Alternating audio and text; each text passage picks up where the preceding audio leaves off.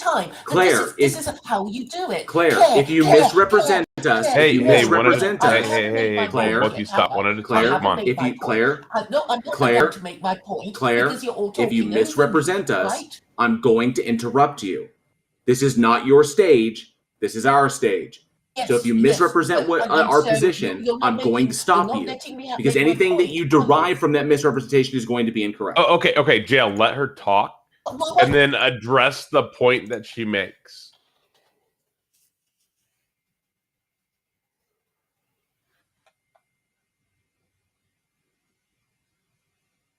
Either way, because it's all arguments. But there is no logical argument. There is no logical argument. Claire a question. For heaven's sakes. You stopped talking. No, I haven't. I haven't even made my point. I haven't even made my point. Then present your logical argument. Kick me off the stage. Then present your logical argument, Claire.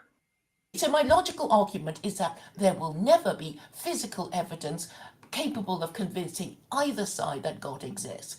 So if theists produce scripture, say, "Ooh, somebody made it up. It was some guy who made it up. Muhammad wrote it. Moses wrote it, and then they claim that God wrote it." So we can anticipate all the arguments that atheists would use to disprove any evidence a theist might bring. So what I'm saying is that the argument, it's only arguments. So it would have to be moral arguments because we have to consider that it can be interpreted either way. So I'm going to use Jews as evidence of God's existence because they are the world's most ancient and powerful tribe. They've been around for so long, and without Judaism, Jews wouldn't exist. Without Jews, there would be no Jesus for Christians to worship. Without Christianity, there would be no three global empires for Westerners to claim the world. And without Christianity, there wouldn't be Islam to challenge the hegemony of the West. So we can see there is a Hegelian dialectic to it all. And who's going to win? I think it will be the people who make themselves practice marriage and family values. They would at least be able to say, I'm part of this group, and the group that I'm part of has existed for X number of years, while the atheists will die childless and have no group identity to claim to be part of. So can I push back? That's my argument. The existence of God is just an argument of popularity? No, an argument of logic. So if we are that's not what you just said. That's not what you just said. No, Claire, what you just presented didn't even. Just because the Jews are in a particular position does not logically follow that a God exists. The Romans we probably would have had Eastern and Western. We did have a Western Empire even before Judaism or Christianity, and I don't think Christianity really is the key mark to our society as much as it's just freedom, secular values. And I also think you can have both liberal and conservative secular values. I think that we can have value, tradition, community, family, these types of things that they give lip service for. I think we can do it better. I would point out that we do have evidence that some of these, that we know the Quran is not true. The Quran has an entire chapter called The Ant, where Solomon just talks to ants. The ants actually respond, and he gives them commands, and he laughs, and the ants do things that he commands. This did not happen. It is not historically accurate. It's not biologically accurate. Muslims aren't required to believe everything in the Quran. There's no need for them. You're also a agnostic secular Quranist. I'm going to put those cards on. You actually don't believe in a God, but you think that the Quran is a good book for which it will help society. I disagree. I think secular values are going to be what push our society forward. It is the future of family values and tradition and community. And I think once these religions fall, you will see we will actually do it much better. You will have a happier conservative atheist than you will the religious version. And this notion that atheists can't have currently, that atheists can't have family values is just absurd. Because the West, I'm an atheist, and I'm an atheist. I've been married to my wife for almost 20 years. We've chosen not to have kids because we can't afford them to give them the life that they deserve because we're responsible for those lives. So we couldn't give them everything they need. So become extinct. Atheists as a group will become extinct. No, because there are other people, there are other atheists that have children because they can support them. Yeah, they are responsible parents. I'd like to just quickly interject here. I'm a parent as well. My wife and I have 2 kids. For the first 8 years or so, we thought we weren't going to have kids, and we eventually changed our mind. We see nothing wrong with people deciding whether or not to have kids. That's a decision of family autonomy or bodily autonomy. These things are all mixed in there. And to me, these are values that come inherently to human beings. Religion, to me, seems to deviate us from our natural inclinations. And in some ways, religions will have things that are helpful and useful to society.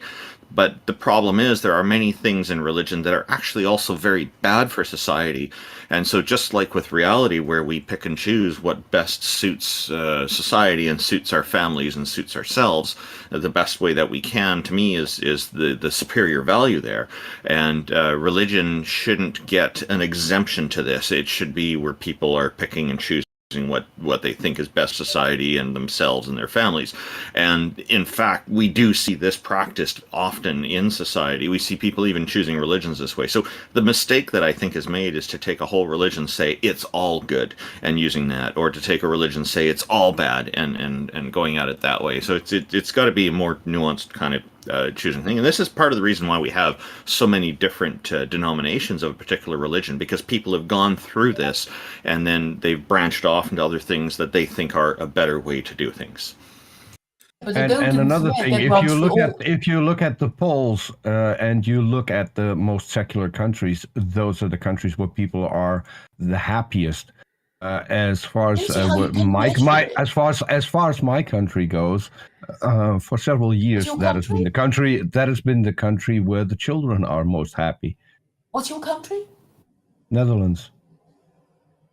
I don't see how you can measure it. Well, what is the objective measure? They're called happiness indexes. Yeah. No, but we don't really believe that, it's all skewed in favor of the government claiming that. Okay, now you're just appealing to conspiracy. The moment it goes against your beliefs, Claire, it's automatically a conspiracy. We're not here to be happy anyway, are we? You think? Yes, yes, we can be happy. I mean, okay, well, you can be happy and as far as I can tell, this whole notion of this whole notion of people having children just because they can, this whole go forth and multiply, or be fruitful and multiply thing, has gotten us into more trouble as far as our population goes and our use of resources go on this planet. Is completely and totally antithetical to our survival as a species. Responsible parenting is what is important. People knowing when they should have kids, when they can have kids, and when they can't have kids, and when they shouldn't have kids. Okay? They shouldn't have kids if they're not married, and the. What does that have to do with it? What is the problem? No, I'm really curious. What is the problem that if parents are in a good relationship, what does the marriage certificate add to the whole thing? Other than just providing people in at least in my country with some benefits, tax benefits, stuff like that, benefits should one of the parents pass away. It adds absolutely nothing to the relationship. You have no children, do you? Do you have children? You don't. So I don't see. None that he knows. I don't see how this is. I don't see how this is relevant. If you have no investment, no biological investment in the next generation, your thinking will be short-termist. I'm asking you a simple question. Claire, hang on a second, Peter, hang on. That's demonstrably not true, because I have a biological investment in the future, because I will be sharing this planet with the next generation. And if I don't care about the future of the planet, then I might as well just not care about myself, but I do. So I want this planet to be sustainable for me in the future, as well as everyone around me, because I share space with everybody around me. So I do have a biological investment in the future. I want to get back to the question that I asked, because I know Claire doesn't want to answer it and just wants to deflect and go off on different tangents. I'm still curious what a marriage certificate would add to a perfectly good relationship between two or more people. That's a question I do want to answer, and I'm saying that the prison statistics will tell you that prisoners come from fatherless homes of unmarried mothers. So what does that have to do with degenerate? What does that have Peter, to let her do finish. with Peter, let her finish, please. Your society. Yeah. So sounds again, very much like families who shouldn't have had kids. I'll ask you the question again, since you obviously didn't understand it. If parents, or if just people, are in a good, loving relationship, what does the marriage certificate add to that? I know you have trouble. I know you have trouble listening to a question. You are assuming that unmarried parents do not have a higher rate of breakup. I'm asking you a simple question. I'm asking you a simple question. I don't like the answer, but it is nevertheless my answer. So it is statistically true that couples who are not married to each other, who have demonstrated no commitment to each other, are more likely to break up. And this means that the child of this union, this illegitimate offspring of these unmarried parents, will be likely to suffer the damage and abuse of living in a fatherless home, disadvantaged culturally, socially, and economically, and will be more likely in my country, that's demonstrably wrong. It still doesn't. And a convicted prisoner, and that is what the problem is. So what you're saying is that if people have a marriage certificate, it is forcing them to stay together longer against their will? That is what you're saying? Yeah. So, and you think that if children grow up in a household where the parents would rather be going their own way instead of being forced to stay together, that's a more happy family? I think you're sadly mistaken, because those kids will suffer more abuse than parents who can decide. I wasn't finished, Claire. Claire, I wasn't finished. Those children will suffer from more abuse than in being in a family where the parents, when the time comes, just can say, okay, this isn't working out, we need to separate, and then maybe even parents can find a new partner, and it works out better. It's demonstrably wrong what you're saying, that if you force people to stay together, then that will have a better effect on the children, because it's not. Children grow up in families where there's constant fighting, which sometimes even gets to the point of physical abuse. Children will suffer. Oh, the criminal statistics, the crime statistics prove you wrong. If you come from a fatherless home, you are more likely to end up being a convicted prisoner. This is something that you deliberately ignore. That's a point that I've made. I don't think you can ignore it. If you look up the crime statistics, you will find that most convicted prisoners. I don't see those statistics. I don't see those statistics in my country, but my country has kind of a strange judicial system, which has led us to having to close down prisons because we lack criminals, and even renting them out to Norway and Belgium.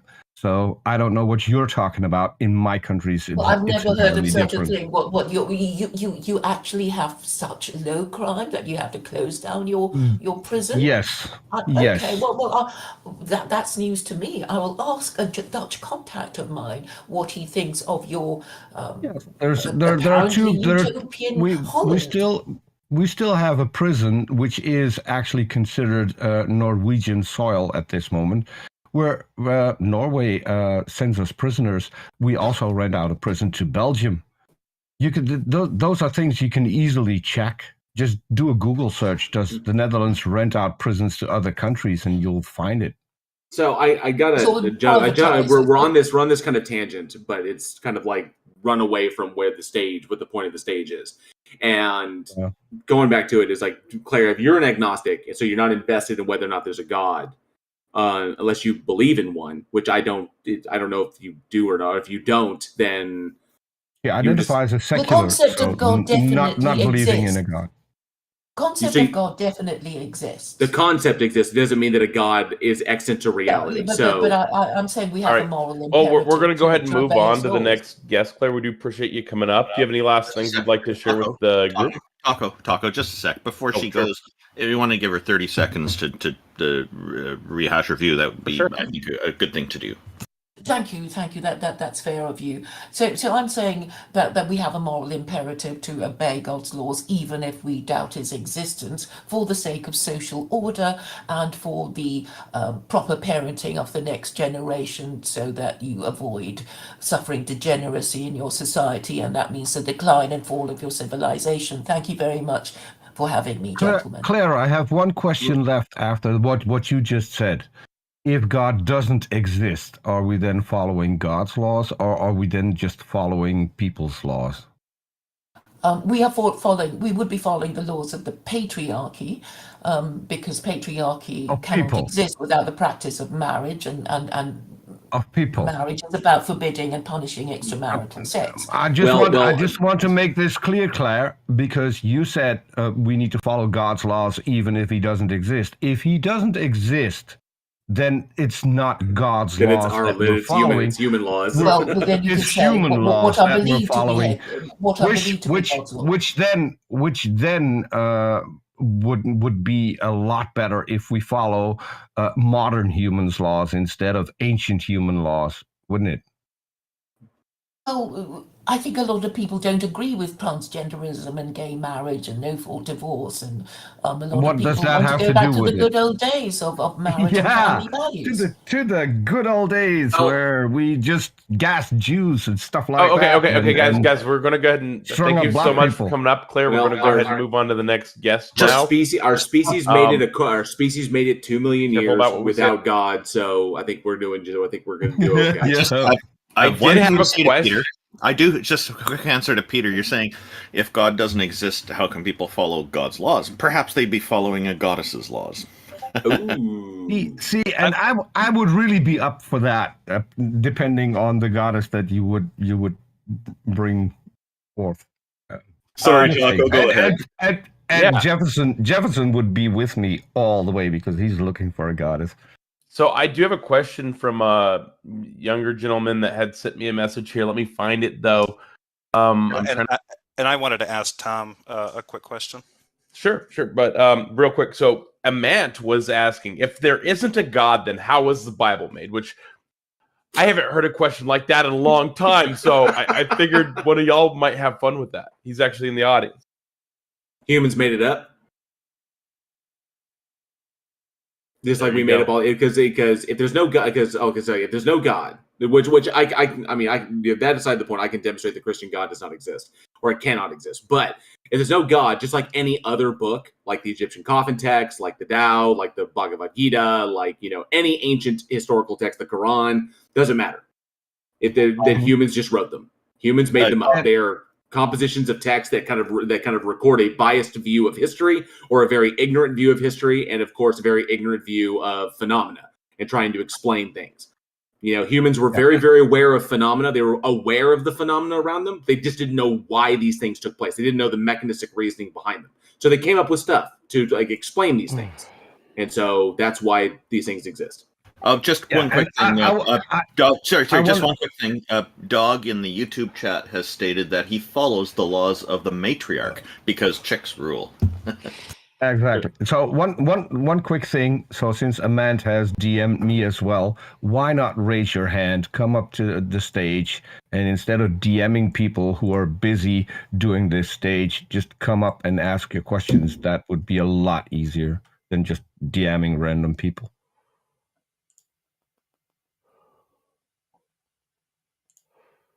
Then everything went silent. Is it okay for me to, Tom? I wanted to ask you a quick question, following up since Claire was on here. Did you had a debate with her? Yeah, like years ago. Years ago. During that, didn't she? Did she or did she not? Because I want to clarify this. Did she establish that part of her, like, if her ideology were to be the dominant one that a society should live by, it also includes public corporal punishment, like lashings and things like this? I don't remember. Okay. So I know that she has made a statement that she is in favor of secular torture. Not entirely sure what that means. So the thing to know about Claire is that she's starting a new denomination of Islam, so it's going to have some different rules than the other denominations. I can't imagine how that is going to play out. That's actually, that was not meant as a joke. That's serious. Oh, no. Just Tom's reaction to it. Tom, I think we both had the same thing in mind. It's just like. Oh no! Oh, good lord! All right. Hello, Erebus. What's going on? KWF. Erebus, KWF. I hope you're saying your name right. Welcome. Thank you for joining us. What have you got for us today? So, it's more or less a question. So, shoot. In some sense, would some of the beliefs be positives or negatives in general, like in a blanket term? Like some of the beliefs that things enforce, like the Quran and other things like that nature. It really depend on what those beliefs are, because some beliefs can be quite harmful and others can be harmless, and some can actually be advantageous for us. So it's really, I don't think it's possible to make a blanket statement and say all beliefs are bad. People who are, for example, inventing a new technology will have maybe motivated by a belief that this invention will help people, and then that's why they're inventing it, and the invention ends up turning out to help people.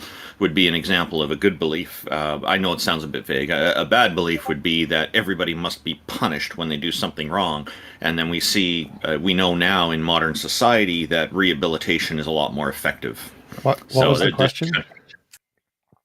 I was hoping for a little bit more. Okay, Erebus, can you elaborate a little bit better, or elaborate a little bit more? Sorry. Like, it's kind of like, so like, would some beliefs be more beneficial to society? Like, in some term, would God exist? Like, not actually exist, but like, would his beliefs genuinely make life better for some people? Some beliefs, like not all. Well, there is a psychological utility that belief in such things, depending upon the God that you believe in. There is a psychological utility that can benefit some people. So, because I see people like look at like a placebo effect almost, where like their life gets better, even though it's kind of just in a. It was all from them just being better people overall and doing more things. It's Dumbo's feather. On like their religion. It's Dumbo's feather. They could always fly, but they needed something to like give them the motivation to be able to do so. So that it can be just the question just because the problem is that when you have that and then you're never aware and then you refuse to acknowledge you're never made aware of the truth, then that belief can then begin to influence other things or other motivations in your life. So it's about having that, but you can have that, but be intellectually honest about it. So, but yeah, there is a psychological utility, and I've always agreed with the fact that, in our most primitive times, unifying religious beliefs, like unifying all the people of the tribe under, believing one thing, get them all motivated into one direction, all supporting the same idea. These were good things because, it helped keep us cohesive, help us grow our numbers, survival in numbers. And yeah, there was a social utility, years ago, or we're talking hundreds of thousands of years ago, there was a social utility to these kinds of beliefs, and there is a psychological utility today. But as far as a society goes, they're not really necessary. I just say they've kind of like They're spent. It's an old concept that we don't need anymore. I have another question. Go ahead. So, how come some religions seem to like be more jokingly, as in like Greek mythology and stuff like that? Like people used to believe that genuinely, but now it's more or less a joke. Like, what do you think separates? Like, what do you think the main thing that separates that from other like theologies is? So there's the thing that I've been talking about quite a bit that I've been addressing on some of my channels, and I'd like to hear what other people on the stage think about this. So I'll try and nutshell this really, really fast. Is that as human beings have progressed through time, as we have developed better technology, we've understood the world around us better, then the gods and goddesses that we invented in order to explain the phenomena around us, we begin to understand that they don't explain those phenomena anymore. So we begin to drop them. So, for example, there was a time when we didn't understand what lightning was. So we create a god that was behind it, Thor. Now we understand that Thor doesn't create lightning. So we understand lightning. So we don't need Thor anymore. So as far as like the Roman equivalent to the Greek gods, Egyptian gods, or anything of that nature, we're so far beyond that. They've been relegated to mythology. We don't need them anymore because the things that those gods explained are all now well understood, and they don't need gods to explain them. We understand the reality of the phenomena itself. So gods themselves, as we've invented them through time, have adapted, evolved, mutated to kind of like survive the logical entailments of their attributes, and our growing and more accurate understanding of reality. So nowadays, gods exist kind of metaphysically, outside of space and time, disembodied minds. They don't walk around with us, blah, blah, blah, however you want to describe it. They keep getting pushed closer and closer to the edge of the board. So as we've understood things, gods have changed, slowly but surely. And that's been the repeating thing through history, is that we see that as we understand more, we need the god less. So then we invent new gods, or the gods adapt and change so that they can then be applied newly in another way, so they can answer another question we don't have an answer for. But slowly but surely we answer those, and then the gods change again, or they get dropped off entirely. They get relegated to mythology. So that's pretty much been my take. So like we stopped believing in Zeus and Thor. The Romans, when the Romans just died, it really didn't have anything to do with science. We still had no idea what caused lightning, but culturally the religion just lost favor. And so most religions just die off because of cultural shifts. Other religions with other militaries conquer you and force you to join their religion. And then that's how that religion grows. And then once a religion is in power, then it starts to change because scientific facts debunk it. But I think the reason we're not Romans, because the Romans lost a couple of wars, and then so they're not in power anymore. And that's why we're Christian, because they won a bunch of wars. And technically, with the Romans, it was Jupiter, but that's neither here nor there. But but TJump's also correct. There's a cultural shifts, and like civilizations dropping off, new civilizations taking over, new cultures coming in.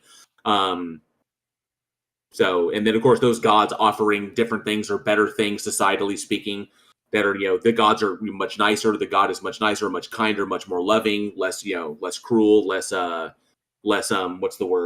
capricious in that respect. If you think your gods are capricious, I come along saying, no, here's this other god that explains things better, and it's less capricious than your gods, and you may be inclined to believe that thing. So culture shifts are a part of it as well. Okay, I have another question. So if people like over time stop believing in certain gods when they like have things that come out, like how like you talked about Thor like no longer creating lightning because people learned how it's actually made, why are people clinging so hard to gods that are like completely omnipotent and things like that are like utterly like just completely imaginative that you would like? From my experience, two things: fear and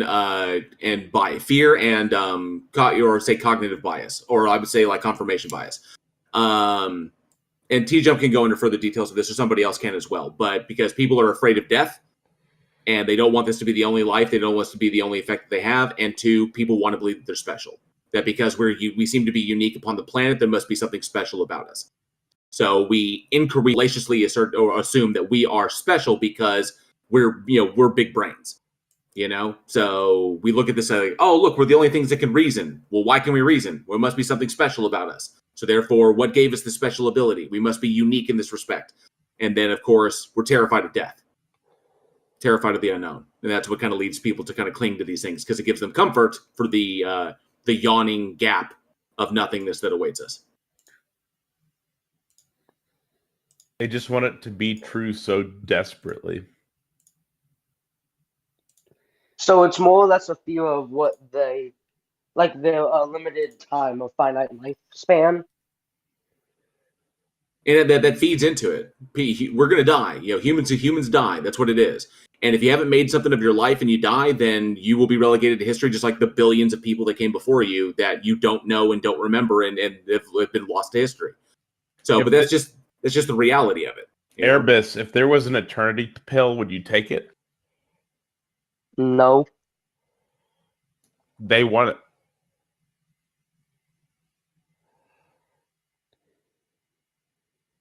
They want it so desperately.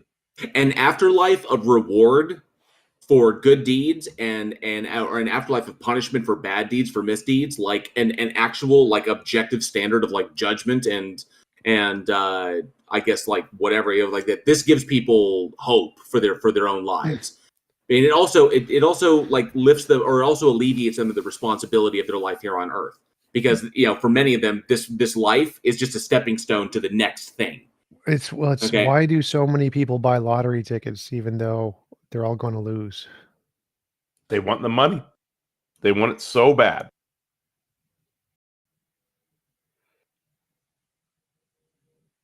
Maybe they'll get lucky.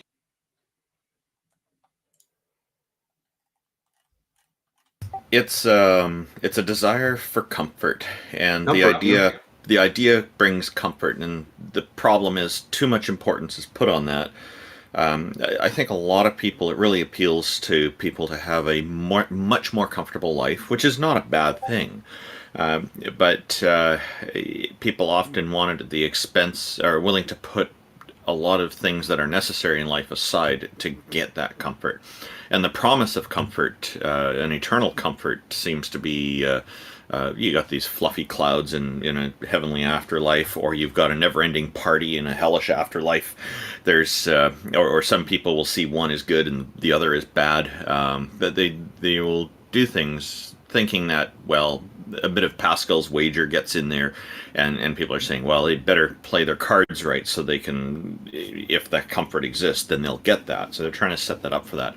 And it's a shame, because there's the thing about life from my perspective is it includes a whole gamut of these different experiences. If all we have in life is comfort, then we won't know it's comfort if without having the understanding of what the opposite could be like. And experiencing both, I think, is an important part of life.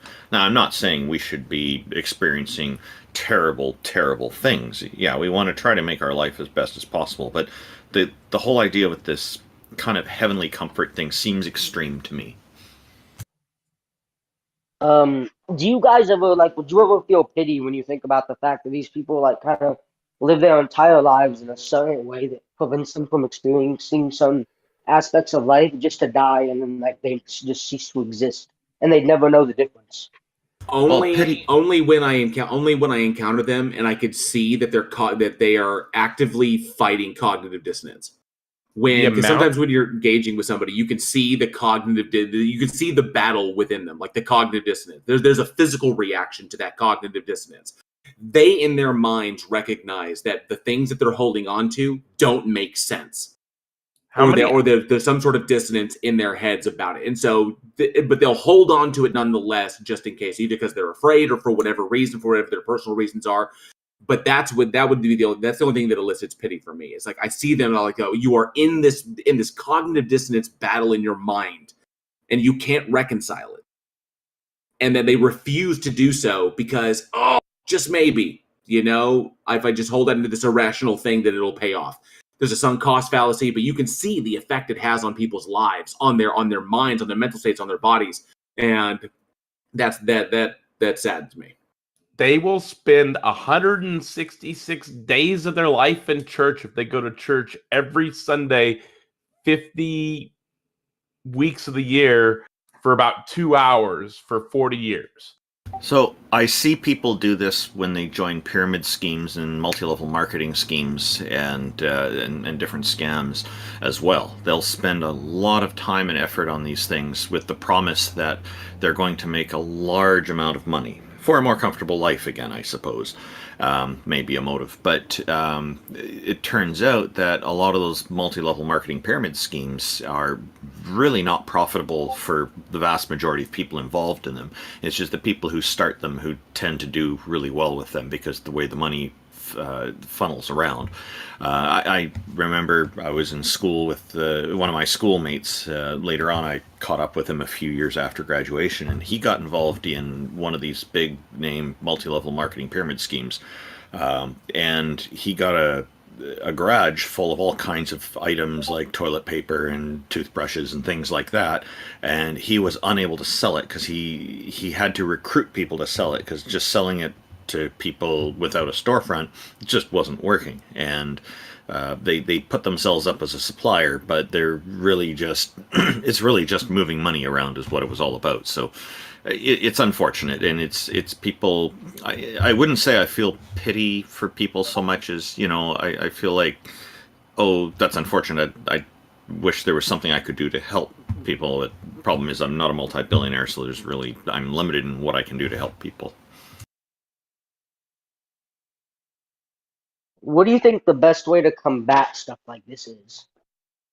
Education, critical thinking being taught in education, philosophy being taught is something that I'm a big proponent. I'm hugely in favor of. I think starting from kindergarten, if they did philosophy half an hour once a week, or even 15 minutes, just some very basic fundamental stuff that would be easy for a kindergartner to understand, would be a wonderful start.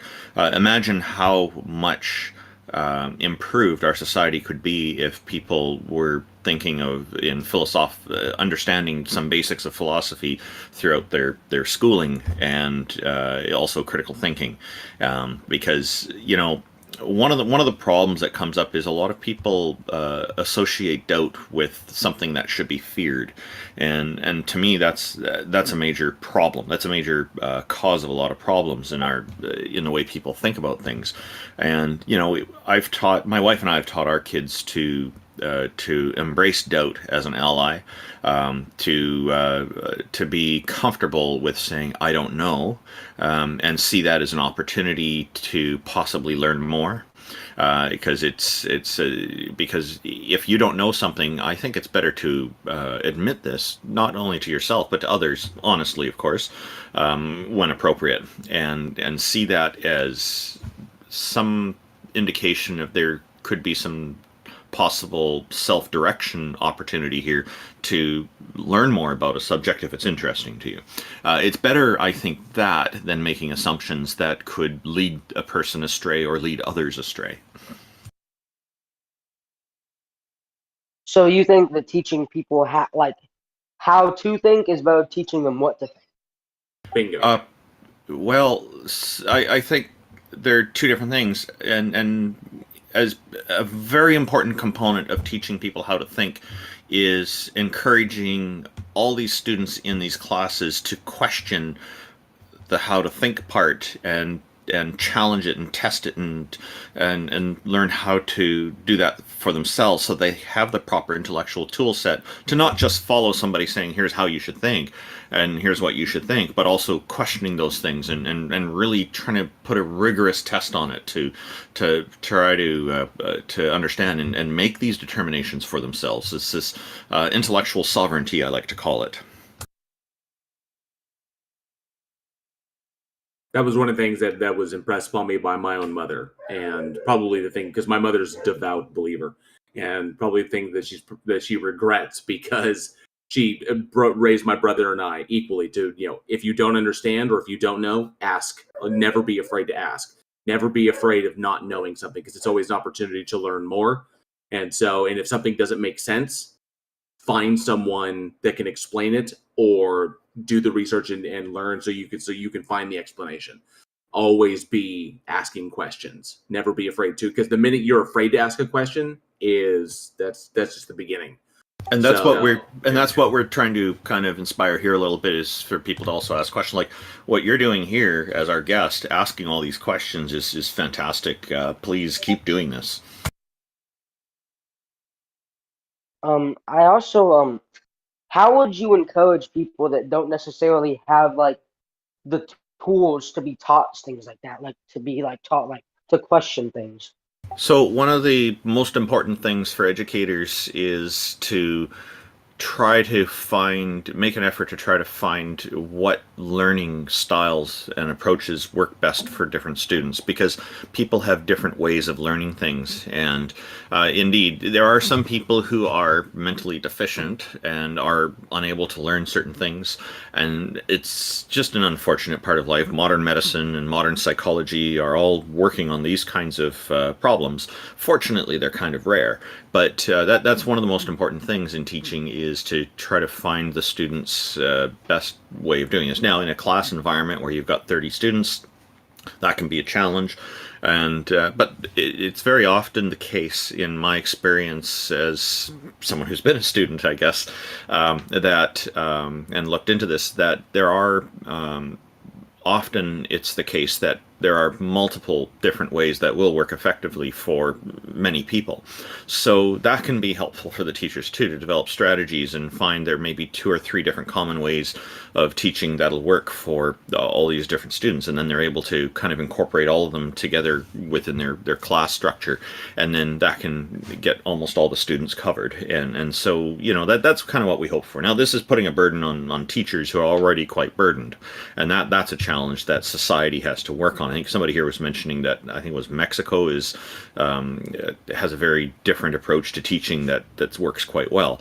And, you know, we're improving, but there's still a lot more work to be done. Education systems, unfortunately, are not perfect and limited by funding very often. But I think in general, at least here in Canada, we're going the right direction, and many other countries are as well.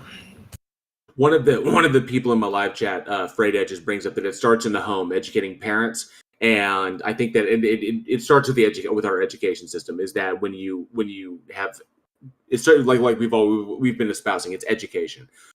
When you teach kids how to think and not what to think, when you teach them how to think, how to approach things, you know, appropriately, that makes for better educated generation of young people who then grow up to be better educated parents, who then pass it on to their kids, and then so on and so forth. And so it's got to start with our education system, with a revamping of our education system.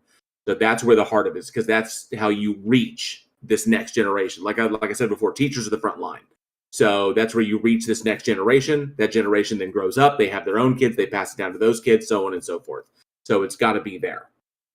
So what would you say the best way to deal with kids that simply don't want to learn? Because I go to an inner city school, and a lot of the kids there just straight up refuse to like try to learn, and they actively want to disrespect the teachers and things like that. Okay, so there can be a lot of different reasons for that. There isn't a simple black and white answer to it. Sometimes there can be a problem with issues at home. There could be a problem with some other kind of abuse happening from somebody else. There can be other reasons for it. There could be some situation where their mind is really more concerned for a relative who's not feeling well and suffering with a serious disease or something, or injury or something. There could be all kinds of different reasons for it. They could live in a neighborhood that's got gang activity going on that's a bigger issue to them than having to go to some school. So the first step in this is trying to, I think, making an effort to understand why the student is this way. There could also be learning disabilities. I have 2 forms of dyslexia, one for hearing, one for reading. It affects words, not numbers for me.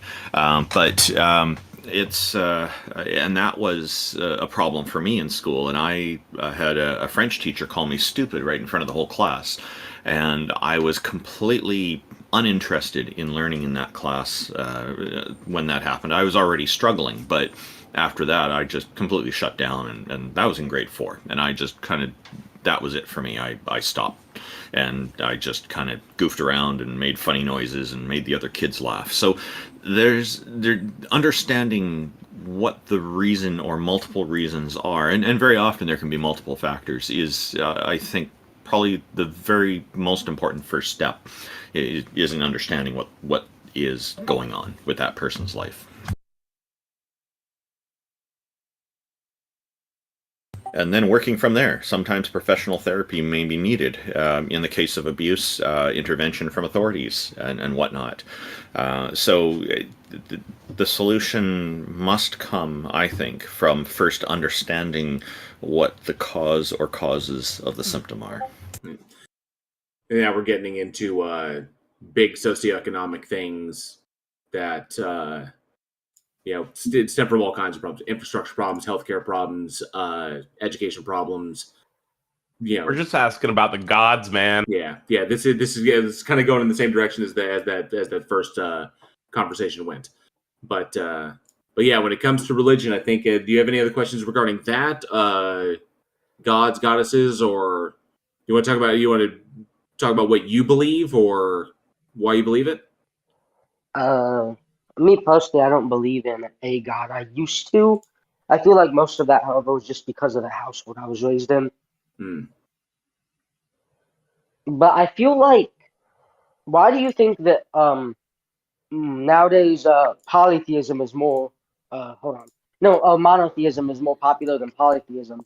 It really depends on where you are. If you're in a place like India, it's going to be that polytheism is a lot more popular because Hinduism is the predominant religion there, and it has multiple deities, goddesses, and gods in it. So this is kind of the perspective can be quite limited based on geographical purview, and so it's a question, like in North America here, you're going to find that many people are going along with a Christian idea of just one God instead of multiple, and yet even the Holy Bible does reference there are no gods, there may be no gods before me kind of thing, which seems to acknowledge that polytheism is a thing. It's curious, isn't it? Exodus 12:12 actually talks about polytheism. It says something about the gods of Egypt, if I remember correctly. Yeah, and then there's a verse somewhere in Islam that says that polytheists have no knowledge, and I had this in modern day debate I was on recently. I pointed out, I refuted that point. I said, look, if they're a polytheist, it's incorrect to say that they have no knowledge, because they obviously have knowledge of multiple deities. Yeah, there's a big geographic bias to that. Well, so what is your overall opinion about those who believe in religion but don't force it upon others? It's been like they're more or less passive about it. I think that's the most intellectually honest position that they can take regarding their belief, regarding their faith. They can believe what they want to believe. They have the right to do so. And I'm not going to, I would fight for the right to believe in that, because they can believe what they want. The point is just because they believe it doesn't mean everyone should believe it. It certainly doesn't mean that everyone should live by those beliefs, like influencing our legislation and stuff. So they want to believe it and keep it to themselves. Good times. Yeah, I think it's okay for them to kind of share the ideas as well. Where I draw the line, and I agree with JL on all this stuff, I just draw the line at when people are trying to impose it on other people. And right. Erebus, maybe we should move on to our next people in the audience. But, would you like to ask one more question or have some final statements? With your impression of your encounter with us here? We're very interested. We'd happily give you a minute. No. I have to leave now as well. Hey, thank you very much for joining us. It was a pleasure speaking with you. Thanks you so much for coming up. We do appreciate your time. You have a great one. She-Hulk wants to come up and chat with us. They're very interested in speaking. Yo, how's it going? Oh, She-Hulk, how are you? I'm good, thanks. What do you got for us? So, sadly, this won't be about religion. I'll try and keep this as brief as possible. Can you guys hear me all right? Yeah. I don't want to wake up my roommates. So sounds like I like debunking conspiracy theories, right? Like 9/11 stuff and all that. But I find there's still people that buy into a lot of conspiracy theories, like, I don't know, that the NSA is spying on everyone, right? Despite all the evidence that refutes that horseshit, they'll cling on to it. And so I wonder what you guys' thoughts on that, and like Snowden and all that debunked nonsense. Sounds a lot like Mango. Well, people typically hold on to things that make them feel special. Conspiracies and believing that you're like on top of a conspiracy, or believing you're like you have the knowledge of a thing, gives a sense of kind of superiority. And yes, I know the truth and nobody else does. Exactly. It's like I'm on it. I've got my finger on the freaking pulse, man. I see it for what it is. You know, they do the Dennis Hopper thing in Apocalypse Now. You know. I know I get that, but in terms of like these people think that they have evidence for it, right? So, for example, these nut jobs think that like leaked documents by Snowden prove that. When you go through and read those documents, they say the same thing the government said in 2013. The declassified documents match the same thing. The only one who's incongruent with all the record is Snowden himself. He lied about what the documents say if you just read them. And it got so that the public's reaction got so bad in 2015. They ended one of those programs that Congress authorized. What does this have to do with God? And made American security. As I just said, it doesn't. I was just curious since I was asked, you know, what other topic I want to bring up, and so I thought I would bring that one up. Okay. Do you think that religions can be a lot like conspiracy theories, or do you think they deserve to be in a different category? I mean, I personally treat them more as like as if it's flat Earth, right? You know, if you believe in God, you know that shit is explained away both through science, and of course, you know, you can trace back the origins of pretty much every religion: Christianity, Judaism, the Hindu stuff, all that, right? And then you got people that think the Earth is flat, people that think that the government spies on everyone. All this nonsense. It's all the same. Lack of evidence. It's just like a bunch of drinks with different flavors, then. How I view, yeah. Right? I mean, again, these people refuse to read those very documents they think supports their claims. And it's the same with, you know, people thinking, I don't know, the CIA did X regime change or X coup, for example, right? You can read through those documents, they don't sell it at all.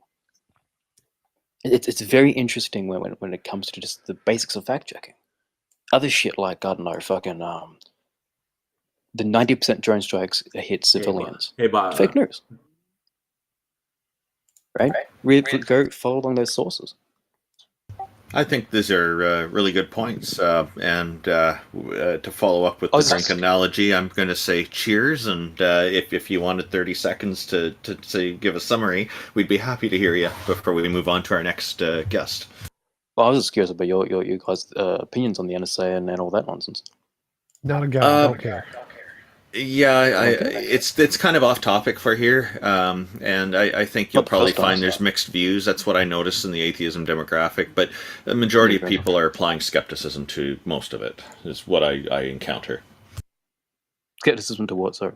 You said that they're applying skepticism to what? Oh, to the conspiracy theories, and usually there's a tendency to disbelieve them because the conspiracy theories are very often overcomplicated, and when an idea is presented that is quite complicated and has a lot of intricate facts or ideas put to it to try to show it, it sounds like someone's kind of overreaching to defend an idea, like a preemptive defense. And that raises suspicions. So I find a lot of people are quite suspicious of conspiracy theories. At least most of the people I've encountered in the atheism demographic. And the other demographics, it's kind of a little bit less of that. But where I see the delineating factors, where there seems to be better quality education, especially childhood education, there tends to be a greater degree of critical thinking and skepticism and distrust of conspiracy theories and Well, I'll just do a 30-second wrap up then. So the TLDR is perfect. The NSA doesn't spy on everyone.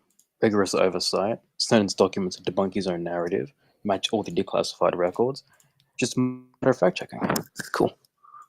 Toodles. Okay. Thank you for coming up. Cheers. Thank you for your opinion. I just want to say I view religion as the largest superstition. So I feel like it can kind of be anchored under that. It's just the flavor of superstition. For sure. Are you confident in that? Are you 100% in that? I'm 99.90% sure as I'm going to be. So Pato hello wants to talk about God's existence. So this one is on topic. Hello, Pato. What's going on? Hello. My main idea is, if I'm right, great, and if I'm not, I've got nothing to lose. I would rather That's Pascal's wager, by the way. But go ahead. Essentially, I would rather live as if there were a god and find out there wasn't, than live as if there wasn't a god and find out there was. But what happens if a god specifically only burns people who hedges their bets and only believes in them because they were going to get burned? Well, what you're talking of is essentially the foundation of early Judaism, and Christ has saved us in order that we don't follow that fate. And Christ has personally helped me, so there's no way I can deny Christ. Christ is directly in. So how do you know that you're? How do you know that you're applied? I'm sorry. How you've applied Pascal's wager doesn't factor out that way. So I would like to ask a question here. So why do you think believing in a God? You said you'd rather believe there's a God and live there is a God rather than there isn't. What do you think the difference is, if like living like there is a God versus living like there isn't a God? Living as if there is a God, you do every action, or you try to do every action. Nobody's perfect. As if you will be judged. As if there is morality entity that will judge you.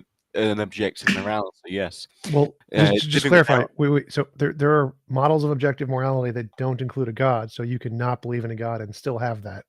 What's the object? Platonic objects, a priori abstracts, universal laws of nature, well-being. There's lots of them. Like most philosophers. Those universal laws of nature. Let's go to universe. Okay. So most philosophers, most academic professional philosophers are atheists, but they're also moral realists. They believe in objective morality. So the experts in the field believe in objective morality without God, because God's actually a really bad hypothesis of morality. So that's not actually a difference.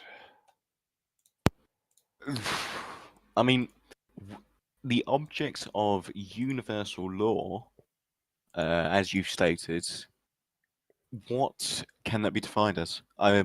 If you want to say, just listed for them, but so my point there was simply that you assume that without a God you don't have morality, but that's false. Most professional philosophers are moral realists without God. So if that assumption is wrong, are they projecting their morality onto an object that they don't think is a God? It doesn't, like, you can think there's a God. Remember, the point here was that you want to assume there's a God and learn you're wrong because you live a moral life. So even if they're assuming their morality and it's wrong, they're still living a moral life without God. So they don't need to assume the God. There's no benefit to the God there.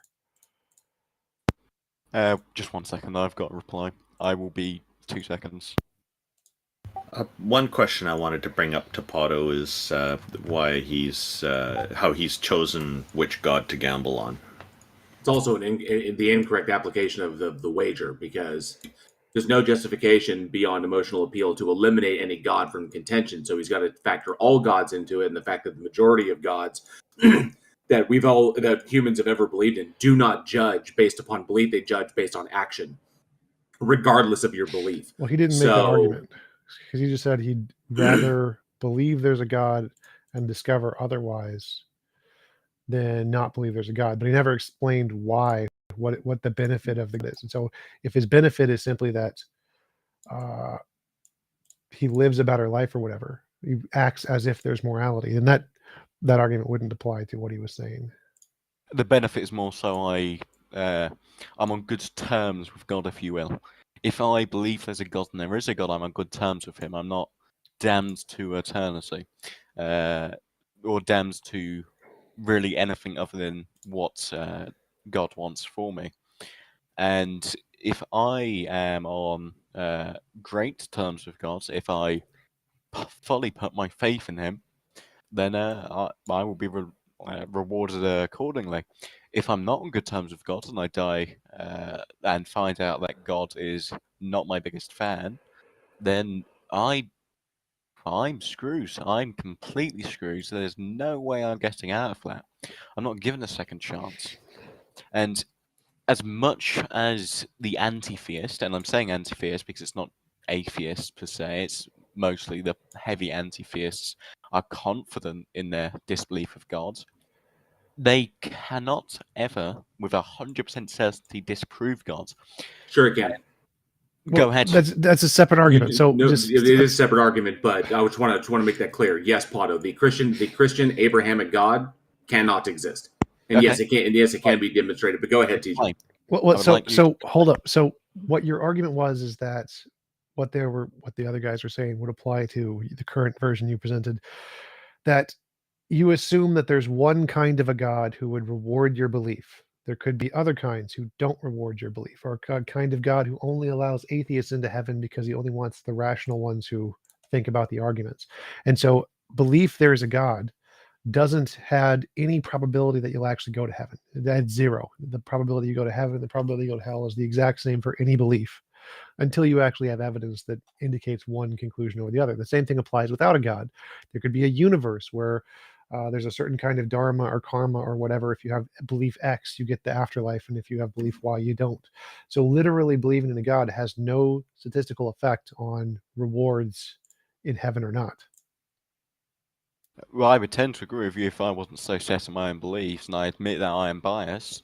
There's no way of removing that. However, what I must say is my discussion with God, my prayer, leads me to the full point that I am saved. I'm under Jesus' salvation, and Christ has saved me. And I can understand that it sounds as if I'm a loony if you aren't of that belief. But when you are so heavy set in your belief in God, you know that the Abrahamic God is the only true God. And although there may be different interpretations of God... There's a problem right there. Saying that you're heavy set in the belief isn't knowledge. It's just confidence. So you have a lot of confidence, correct, but that's not knowledge. I'm not going to pretend it is knowledge. I'm just using it as a point to say, yes, I am biased, and yes, I have these beliefs. However, again, if you are set in your beliefs, then you know that the Abrahamic God is the only true God. Well, no, that's knowledge. That's know equals knowledge. So you can't. It's not knowledge just because you believe it really hard. Believing things hard is not knowledge. I don't think arguing semantics is the correct. It's not semantics. You said it no. Is semantics. You said I say no. I say no because you know in your heart that you feel. That's not knowledge. That's feeling. That's feels. Would you rather say feel? Because I can say feel if you want to argue semantics. It's not semantics. It's a very important distinction to make. It's not have to take this term, but knowledge would generally be seen as justifiable true belief. So you have beliefs, and a subset of those beliefs are knowledge. Right, but under the context, you can clearly, if you're actually listening and you're not just picking out words, you will know that in the context it is of faith. Your knowledge is of faith. It is not set in verifiable facts. It's set but Pato, these distinctions have to be made, and they have to be very, very clear, because if they're not, then the wrong conclusions can be drawn from them. So when you say that you know, that implies that you have knowledge. Sure. Okay, not that now if you want to say you know that you feel, that's different, because you do have knowledge of your feelings and that you feel that it is true. So you know that you feel that it is true, not that you know that it's true. Sure. I would say have faith in. I won't say no. So you have faith in the Abrahamic God being real, and most people will come to that conclusion, even between the infighting of Jews, Christians, Muslims, whatever.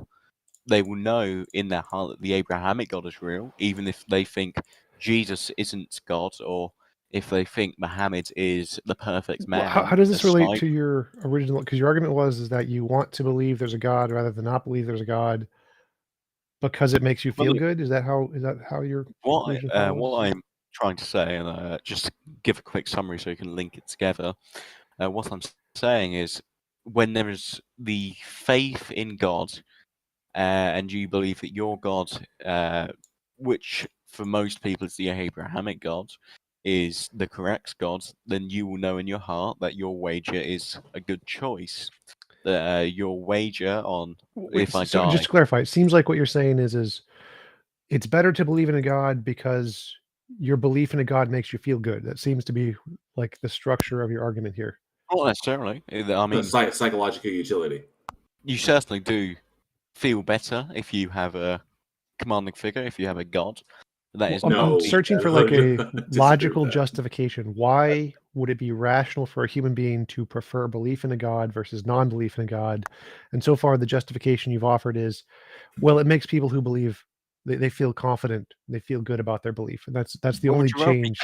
Your beliefs, or would you rather be inconfident? What? Say that again. I mean, even if your beliefs are atheism, would you rather be confident or unconfident? Well, because, I'm confident in my atheism, so I also have confidence. Okay, so I don't see the issue in stating that confidence is a good thing. Well, no, there's no difference. So your original argument is you should believe or you like to believe in a God rather than non-God because there needs to be a because there.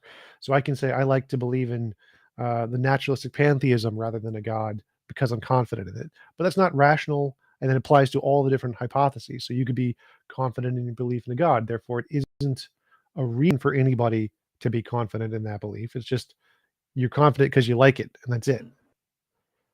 Your confidence shouldn't be because you like it. It shouldn't be because of aesthetic reasons. It should be because you have sat down, you have discussed, you have praised, you have done whatever is needed, and you have came to the conclusion through discussion with God. Right. But that's your position. Your position is that it works for you because you feel it, because you feel that it's right. Am I supposed to argue someone else's position? I thought I was arguing mine. No, that's fine. That's fine. But then you just told TJump that he can't have that same thing. But I'm not saying he can't. He can absolutely. I'm just saying his is, in a sense, that if you are taking atheism as the truth, then you accept that your side of the wager is there.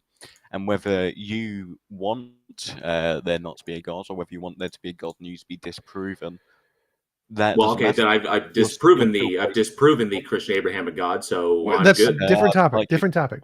I don't understand anything you've said, Pato. Like it seems like you're saying you like believing in a God because it makes you feel good, which isn't a justification. And then you said something like, "Well, no, you should believe because you had a conversation with God and God told you to believe or something," which sounds like a psychological delusion to me. So, what rational? I'm delusional. There's no consequence to me.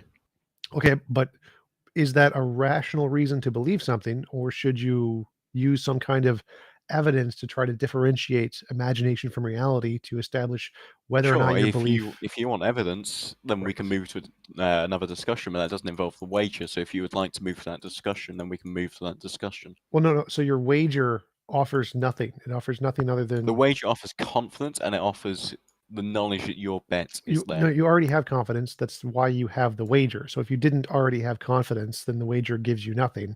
And if you already have confidence in an alternative, put their confidence in their wager.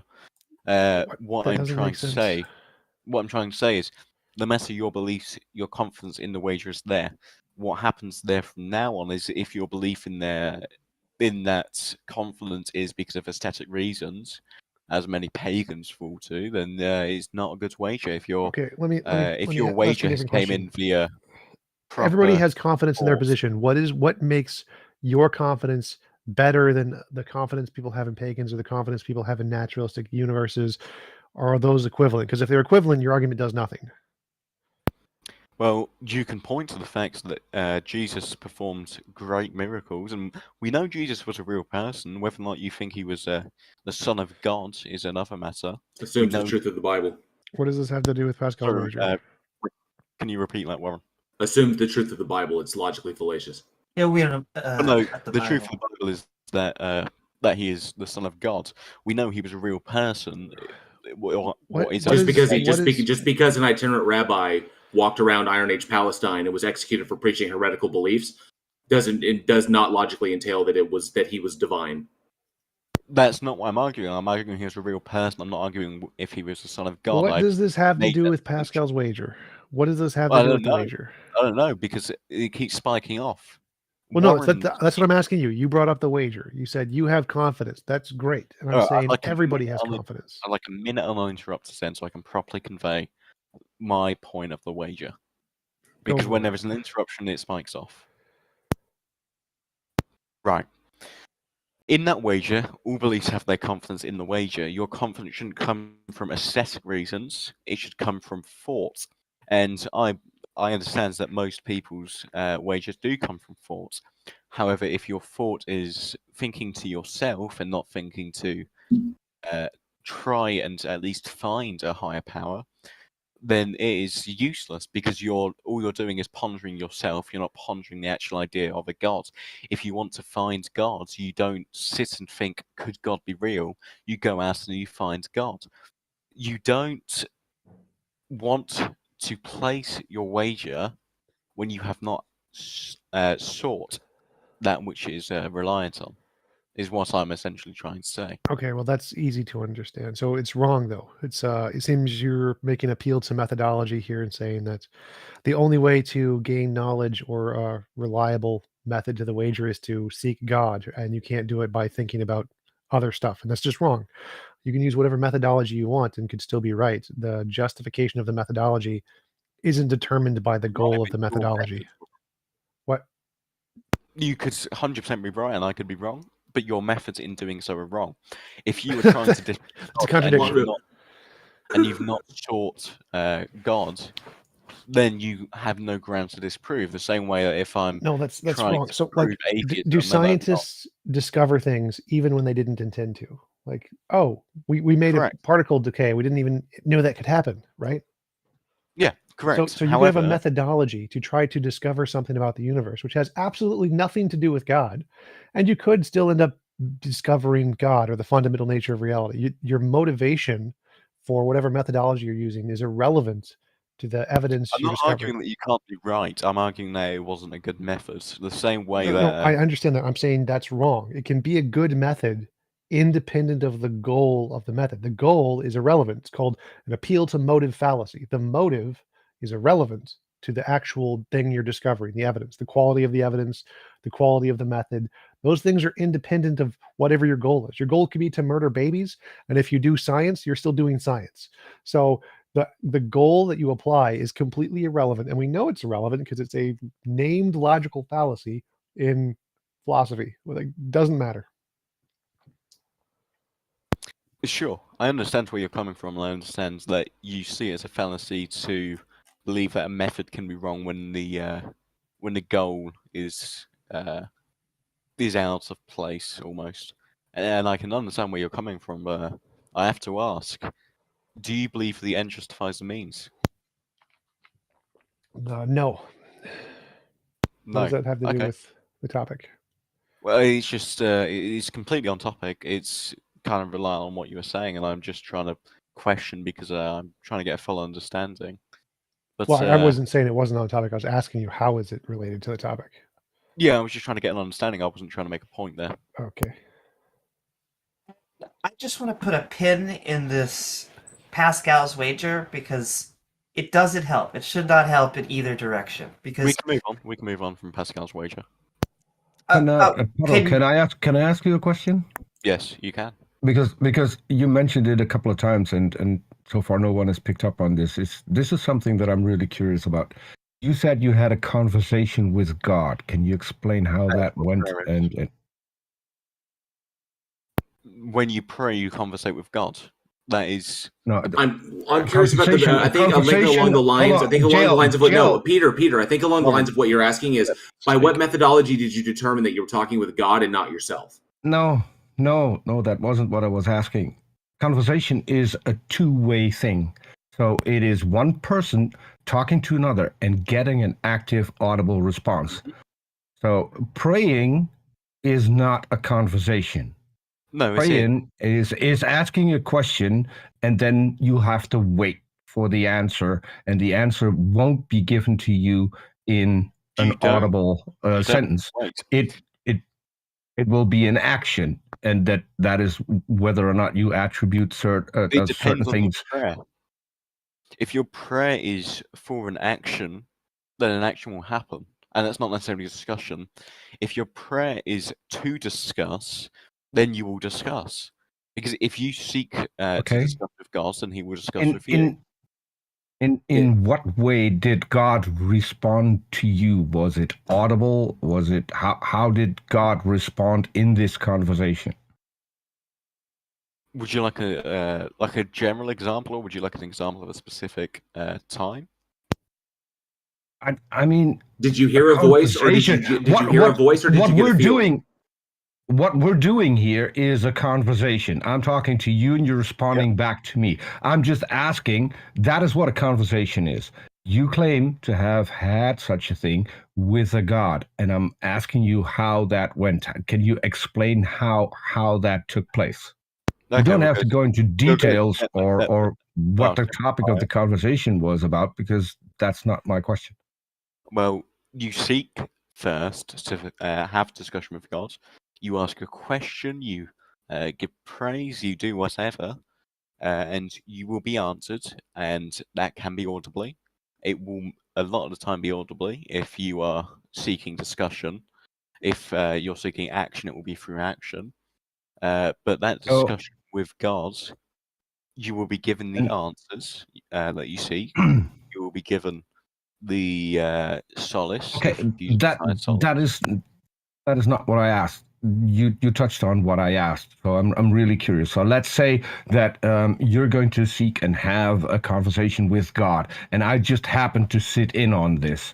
Would I be able to hear God as well? No, because it's not on an audible frequency to you. I mean, you've got to understand. If it's an audible frequency and you can pick it up, it's an audible frequency that I can pick up. You've got to understand it's interdimensional. If it's not directed at you, it's not directed at you. If the prayer is with God, unless obviously I can. But it's not audible. If I can invite you to the prayer, and if you accept that invite, then you are invited into discussion, and you can have that discussion. That is what I asked. If I sit in and if I want to listen in on this conversation, will God be audible to me as well? And you said no. Now you say if because I misunderstood your question. My understanding of that is why I tried to clarify is that you were, I don't know, sitting on a bus near me. Yeah. But there's a question that's come up in our YouTube chat audience. John Rapp is asking, he'd like to know what your view is on the Bible's position on slavery, genocide, world killing, flood, etc. Randolph, but please, Peter, just a sec. But please first address what you're doing with Peter here, and then maybe get to that. I can move on to it once I'm finished talking to Peter. Well, yes. I'm still curious, because this would be cold hard evidence of a God. So I'd be very, very interested in taking part in one of your conversations. Is there a way that you and I could set this up so I could be present and listen in to your conversation? I can pray for you, and you can join in on that prayer. That's not my question. I think we all understand when people. My question.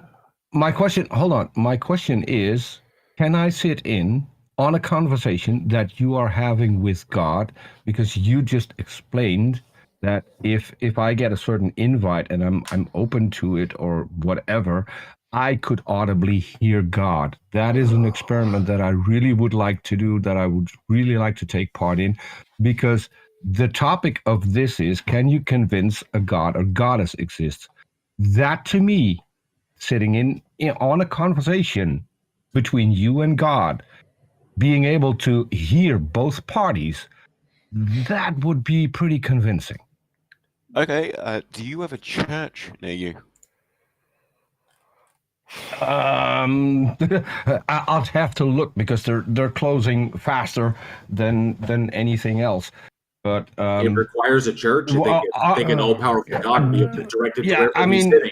It doesn't require a church. It's just a church is a good meeting place for discussion with God. Okay. Well, so when I don't think that you're in the Netherlands. So when are you going to be in the Netherlands and where? Because that might help with picking a church. I don't plan to come to the Netherlands anytime soon. Can we skip to the next topic? No, but if I go to a church, I can't sit in on a conversation that you're having with God, can I? Oh my God! Stop, please stop. We know what prayer means. They're talking to themselves in their head. We don't need to go through this topic for like an hour. I really want to go this route. Sorry. What? I really want to hear what Pato has to say. Ultimately, I get that. Ultimately, the question comes down, Pato, is by what methodology do you determine that you're talking to a God and not talking to yourself? How can you eliminate the possibility that you're just talking to yourself? How do you eliminate that? And there's no way that you can do that. That is ultimately where this is going to go. That's ultimately where this line of questioning leads up, is to how he determines the difference between talking to a God and talking to himself. No, I want to be there and witness this conversation, which is what I asked, and he said it was possible. So we can do this online as well. There's no problem that we couldn't do this online. What he means is that you can pray. I don't have to go to a pray church. to God. That's all he means. He means you can pray to God, and God may or may not speak to you. That's all he means. This is very, very obvious. We know how prayer works. We've all been religious at one point. I know that is what he means. It's not what he's saying, which is why I'm holding him to what he is saying, not what he's meaning by saying it. If that makes any sense. Please. The principle of charity, you imply the most rational interpretation of what the speaker says. Don't hold them to the literal words because that's unimportant. Principle of charity. Okay. Don't straw man. So it's not okay. So it's not possible to fit in on a conversation that you're having with God, Pato. No, it is. It is. If you go to a church, you see a person praying, and they invite you to prayer, you may sit and you may have a group discussion with God. No, is this person you? One sec. So Peter's asking. No, hold on. One sec. TJump, please don't interrupt. One sec. Because this is going to make... Peter, stop. You've gone over this a million times. I don't want to go over in this a again. line of conversation. Yes, stop. Please don't interrupt. Stop. Pato, is this person going to be you? Stop. The person that I'm walking into a church. Stop asking the same question. Going to be you? Stop asking the same question. Yes. He's asking, can he hear the voice of God and your voice? And you ask him a question, him an answer. He's asking, can he literally hear your voice and God's voice, trade information? That's what he's asking. If he seeks, so yes. So when can we set this up? Can you DM me on Discord so we can set this up? I don't plan on coming to the Netherlands anytime soon. I like how you preface that with confirmation bias, that if he seeks him first, then he'll hear it. Peter, just send him a private message. This show is not about scheduling events. Please just send him a private message. Do a Zoom meeting with God. Just do a Zoom prayer. Yeah. And it's weird that you had to preface that, Pato, with confirmation bias, that he has to be wanting to seek him first, that he has to essentially accept that he exists, accept that a God exists in order to find evidence for it, which is no different than confirmation bias. Warren, when you go to seek conversation with a friend, you don't just wait for them to come to you. You go and seek conversation with them. Yeah, but I know my friend exists. Sure. You don't have to know. I don't have to assume the existence of my friend in order to have a conversation with my friend. You don't have to know God exists to have a discussion with God. You just need to seek him. If you don't know God, but if it doesn't exist, then what am I seeking? You're seeking. This is a very convincing, man. Do you have any form of actual evidence? Like, most of us have prayed and been a part of that, so at some point in our lives, I was determined that it's nonsensical. Did you mean your prayer, or were you only praying because you were brought up? Are you saying that we were being disingenuous? Like, that's disingenuous. Literally, okay, it's like no true Christian. That's where you're going to go with this. But I'm not saying no true Christian. All I'm saying is you could well have meant your prayer and it not, and you not felt that it had happened. I'm just saying that a lot of the time this happens is because people were only praying because their family did so. Pato, I sent you a DM. I really want to set this up because you've raised my curiosity. I want to see this. Well, nonetheless, regardless, I mean, if you want to address what Randolph brought up about the horrific things in the Bible, or if you want to discuss the fact that it could be demonstrated that the Abrahamic Christian God does not exist. So either way, I think the Zoom prayer, I think that can be scheduled another time. Sure. I'll move on to Randolph, and then if I've got time, I'll move on to you. What does God's voice sound like to you, Pada? It was John Rapp who was asking in the YouTube live chat about that, what your views are on those atrocities that are committed according to the Bible. If you could just give a list of atrocities, I can go through them one by one. Okay, what John Rapp is asking is he would really like to know your view on the Bible's position on slavery, genocide, and world-killing flood. Okay, we will do we will do all three. Slavery, the Bible's position on slavery is it is immoral. However, if you must be a slave master, you must treat your slaves kindly, and you must give them fair and good sustenance. You must give them a comfortable life.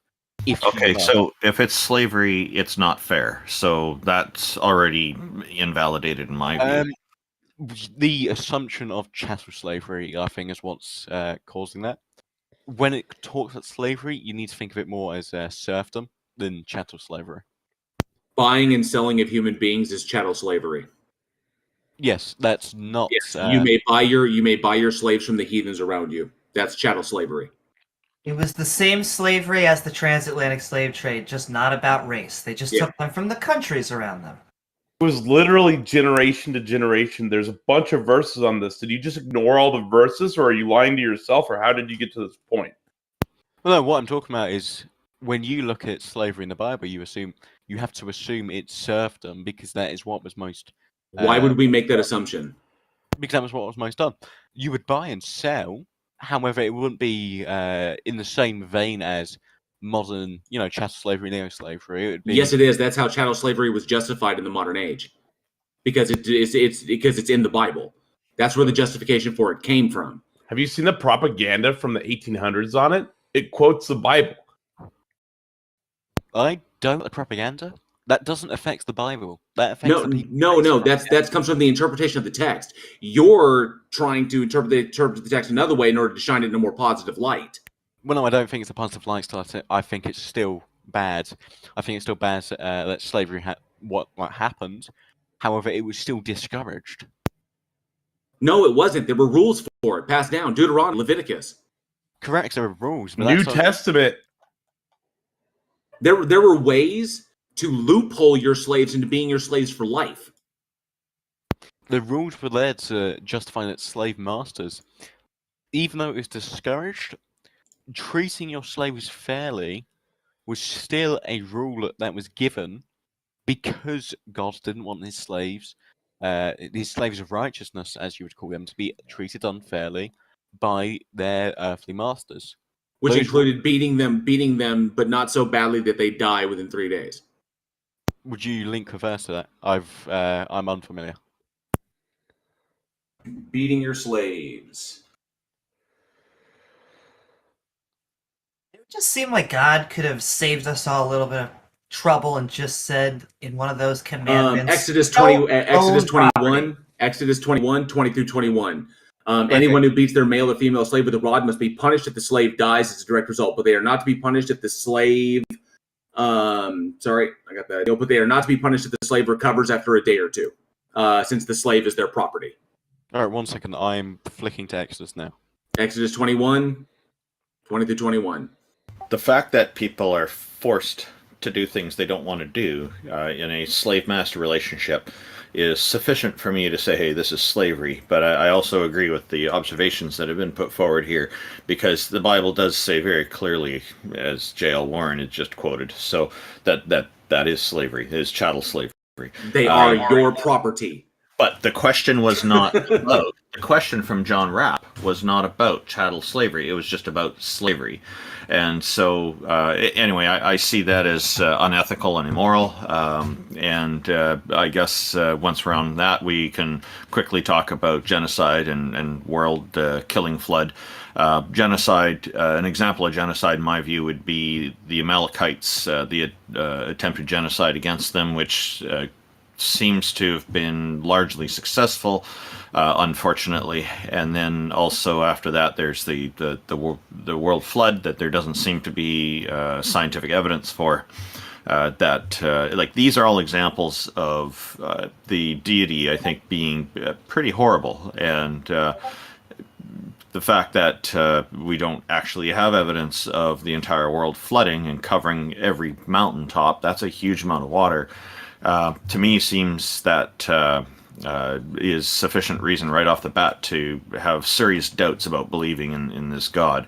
It certainly doesn't convince me. Like one of the big problems with that is that if there was that much water on our planet, it would squash everything. It's just the weight is just too much. As people go deeper into the ocean, the equipment that we use to go down deeper has to be stronger to withstand the pressure, the force of all the weight of all the water above. So, the idea that fishes and whales and all these things didn't need to be on the ark because they could just swim around is ridiculous, because they'd be dead from all the changes to the environment. But yeah, you're just going to address the slavery thing first, I think, and then you can quickly move on to genocide and world flood if you like, and then we should. I'll finish up. Wait a minute, can I provide a cool fact about the flood? Go for it. So if that amount of rain actually happened, it would have superheated the planet and turned the oceans into boiling whatever and basically sterilized the planet. Oh, really? Wow. Yeah, there would have still been extremophiles, and it probably would have re-evolved at some point, maybe, possibly, but it would have basically sterilized the planet. Basic fluid dynamics also disprove this thing. We understand fluid dynamics and aerodynamics. That much water on the planet it's not possible. It did not occur. We know that for a fact. So, unless you want to appeal to magic. Okay, we'll move on to genocide in a minute, and then we'll move on to the flood. When we move on to the flood, we can talk about the floods. For now, Exodus 20. Exodus, I think it was 21, 20 through 21. Yep. Where it says that the slaves are your property. I will read through this. When a man strikes a slave, male or female, with a rod, and the slave dies under his hands, he shall be avenged. But if the slave survives a day or two, he is not to be avenged, for the slave is his money. When men strive together and hit a pregnant woman so that her children come out, but there is no harm, the one who hit her shall surely be fined, as a woman's husband shall impose on him, and he shall pay as the judges determine. So we are looking at this. It obviously looks quite bad. If we turn a page before, these commandments are to the Hebrews. The Hebrews specifically, they were not to be put on anyone else, as obviously you may know. So where does it say that it's not to be put on anyone else? Well, this is Exodus. This is rules for the Hebrews escaping Egypt. Okay, but Taco's right. Where does it say that those rules don't apply to anybody else? These rules don't apply to anyone else at the time. They should apply to us now, because at the time, where's that distinction made? No, these rules apply. If they had just said this only applies to Hebrews, the whole slave trade of the North Atlantic could have been avoided. Listen, this applies to the Hebrews because the Hebrews at the time were some of the only people of God. The others would ignore them. These rules were not rules of sin. They were rules to keep the Hebrews in line, so they did not do what they did at the mountain and build Baal. So these rules were to keep the Hebrews from straying. They were not to keep the Hebrews from committing sin. So you're saying, in essence, God needed to imply barbaric rules to keep his chosen people in line because God did not trust that they could handle their own affairs. Well, Jael, what he had to do was he knew they were going to sin, right? And so if they were just beating people normally, that would be a sin, right? But if they're their slaves and there's specific ritual laws for this slavery they can follow, it doesn't matter. It's not a sin, right? I think that is heavily a misunderstanding. This is a shite God you're arguing for. I'm just going to say that outright. If you see laws of don't hit pregnant women and treat your slaves fairly, as barbaric, I think that's an issue with you. I don't think it's an issue with God. Where does it say treat your slaves fairly? Okay. Where are those words in there? The laws about slaves cover it all. I will quickly flick through. If you want to have a discussion among yourselves, you can have so. Are you just claiming that they treated slaves fairly back then, or are you claiming that the book said to treat slaves fairly? I'm claiming that God told them to treat slaves fairly. The Yes, Hebrews please cite that. Obedience to God. Please cite the scripture where God said, treat your slaves fairly. If you will give me a minute.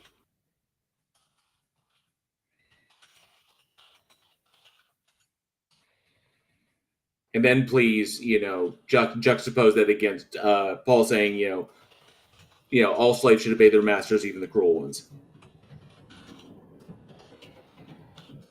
Right. We're going to start at the very beginning. We're going to start at verse 1. Now these are the rules that you shall set before them when you buy a Hebrew slave. He shall serve for 6 years, and in the 7th he shall go out free for nothing. If he comes in single, he shall go out single. If he comes in married, then his wife shall go out with him. If his master gives him a wife, and she bears him sons or daughters, their wife and her children shall be her master's, and he shall go out alone. If a slave plainly says, I love my master, my wife, and my children, I will not go out free, then his master shall bring him to God, and he shall bring him to the door or the doorpost.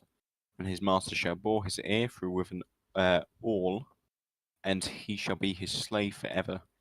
An awl? Yeah, that's that loophole we were talking about. In order to take your slave who would be temporary and make them permanent. No. An awl is used. It's a stitching device, as far as I'm aware. An awl is a nail. Did you just describe chattel slavery? That's chattel slavery. This is specifically saying if the slave says he loves his master, then he will keep to his master. Do you think a slave would not say that if they were in love with the wife that was given to them? In order to keep his family together? If the wife was given to him, and he says he loves his master and the wife, instead of just saying he loves the wife... Well, no, if he loves the wife but doesn't love the master, would he just say, well, I can deal with the cruel master so long as I get to stay with my wife? I don't see what you're trying to say. If I have a slave, and that slave's going to go free in 6 years, okay, and then I give that slave a wife, and they get married, and they fall in love, and they are together... Then the 6 years comes up, the year of Jubilee, and then that guy's he's got to go now. But he doesn't want to leave because he doesn't want to leave his wife. He doesn't like me because I'm a shitty slave owner, okay? Because, I'm a slave owner. But he doesn't want to leave his wife because any kids that they had and the wife are still technically my property.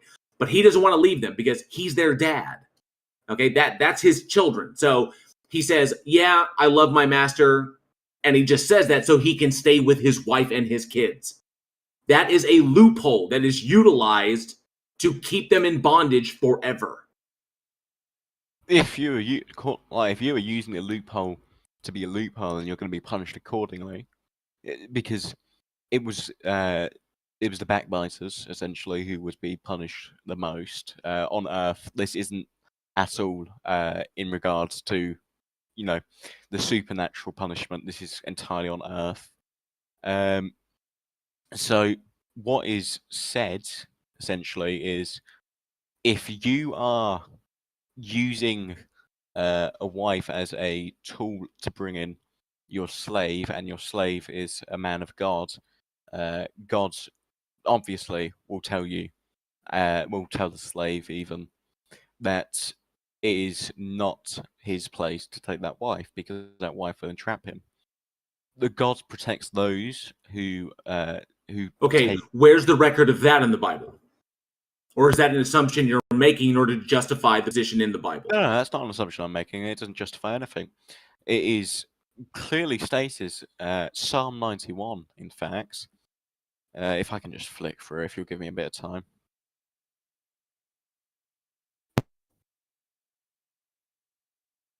I just want to point out that if it wasn't for religion, there would be no more defense of slavery. We would not be going through this. It's the only last... Well, you know what? Bible study is a little boring on this, because it's already been pointed out that The system is a loophole. It's designed to ensnare people who normally would be in bondage temporary, to ensnare them and keep them in servitude forever. Okay, by giving them a wife, and then if they have kids, but the wife and kids are still mine, he's got to go free, but he doesn't want to leave his kids. So he says that he loves his master and loves his wife. So then I get to stick a nail through his ear, and now he's mine forever.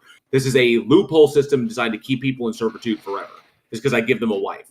Okay, if I was a slave and I was given a wife, and maybe I didn't really love her all that much, maybe we just kind of got along because we're slaves, but then we have kids and I love my children very much, I'm not leaving my kids. Flat out. They're my children. I'm not going to leave them just because it's the year of Jubilee. I'm not just going to abandon my kids. So, yeah, I would say, yep, I'm going to stay. I love my master. I love my wife. I'm going to stay so I can be there for my children. All right? Unless they're complete douchebags like, oh, nope, I'm free. I'm out. Peace. And then they just do. So I'm willing to bet that also happened. Okay? But this is a loophole built into the system that was predicated that is these are the rules set down by God. This is the way it is. This is why we're justified in doing it. This is all man-made up. This is all made up.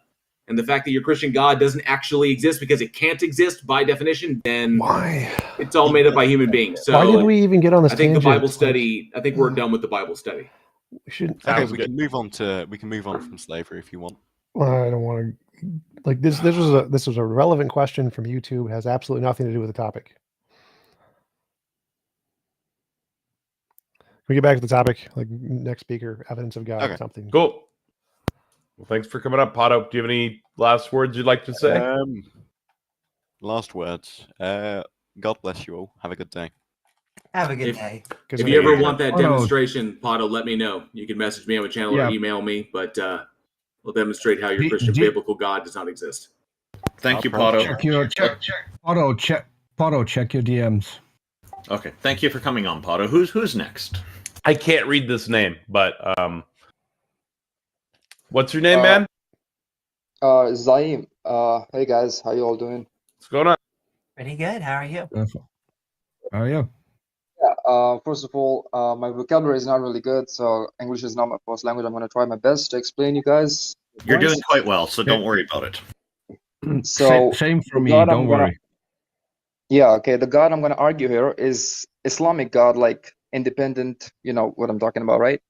So I'm not going to be responsible. I'm not going to represent any of the gods or any other religions.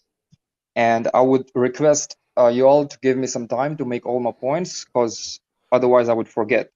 Give me 15 to 20 minutes. No. 15 to 20 minutes is way too long for this. Okay, how about 10 minutes? For something short, if you keep it under a couple of minutes, that would be great. Yeah, I'll try. You're not representing a god.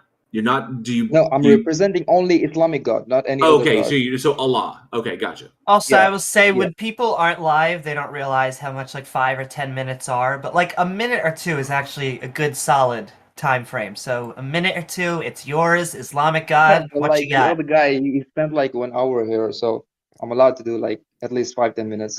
You're good. So you have evidence for Allah. Please present your evidence. What I want to do is, I want to make a point of how many arguments there are for the existence of God versus how many arguments there are against the existence of God.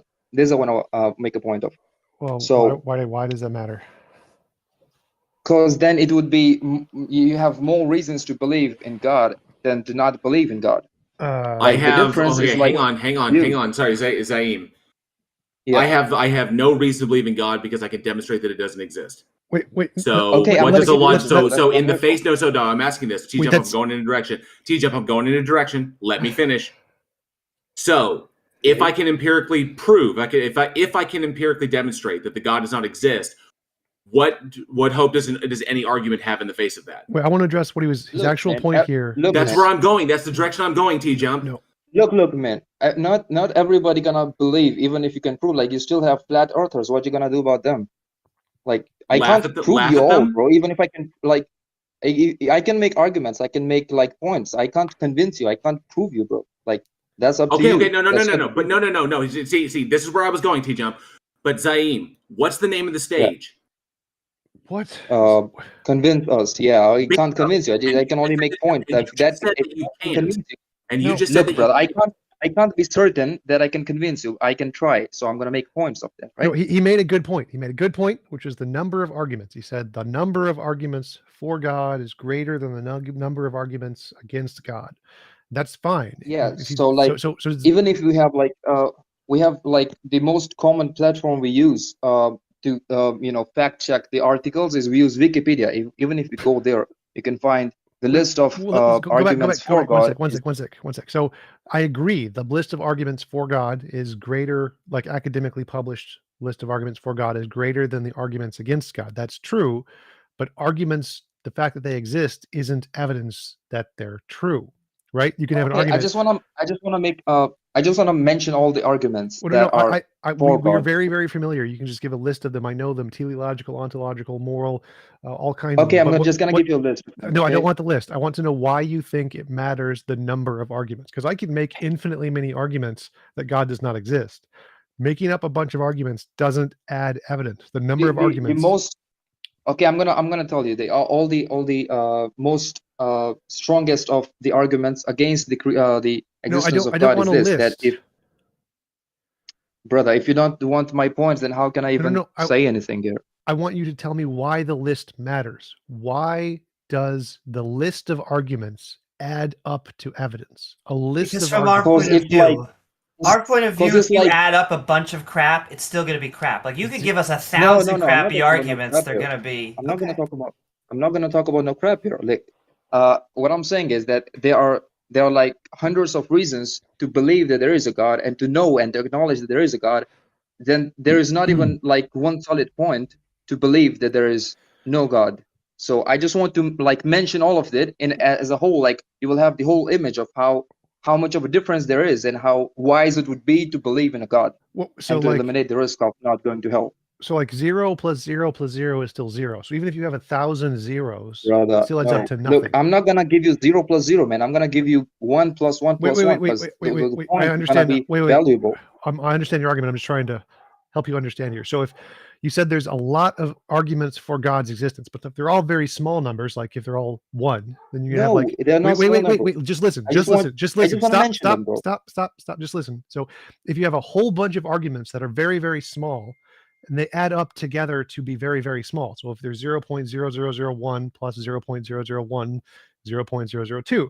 So if you have one argument that's very, very strong, like something that's God is a round square or something, and that argument would be a bigger number. That's like 100.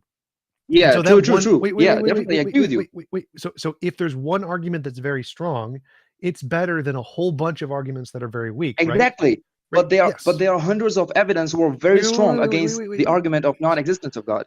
I just want to mention those. That's it. Hold up. So the point here is that the number of arguments is irrelevant. What matters is the strength of the arguments, right? So who cares how many arguments there are? We want to know what is a strong argument. I never said that they're weak, bro. I said they are strong. No, I understand. I understand. What you said was there's a lot of arguments for God's existence. We don't care about that. We just want to know a strong one. Give us a strong argument that indicates God more than not God. Okay.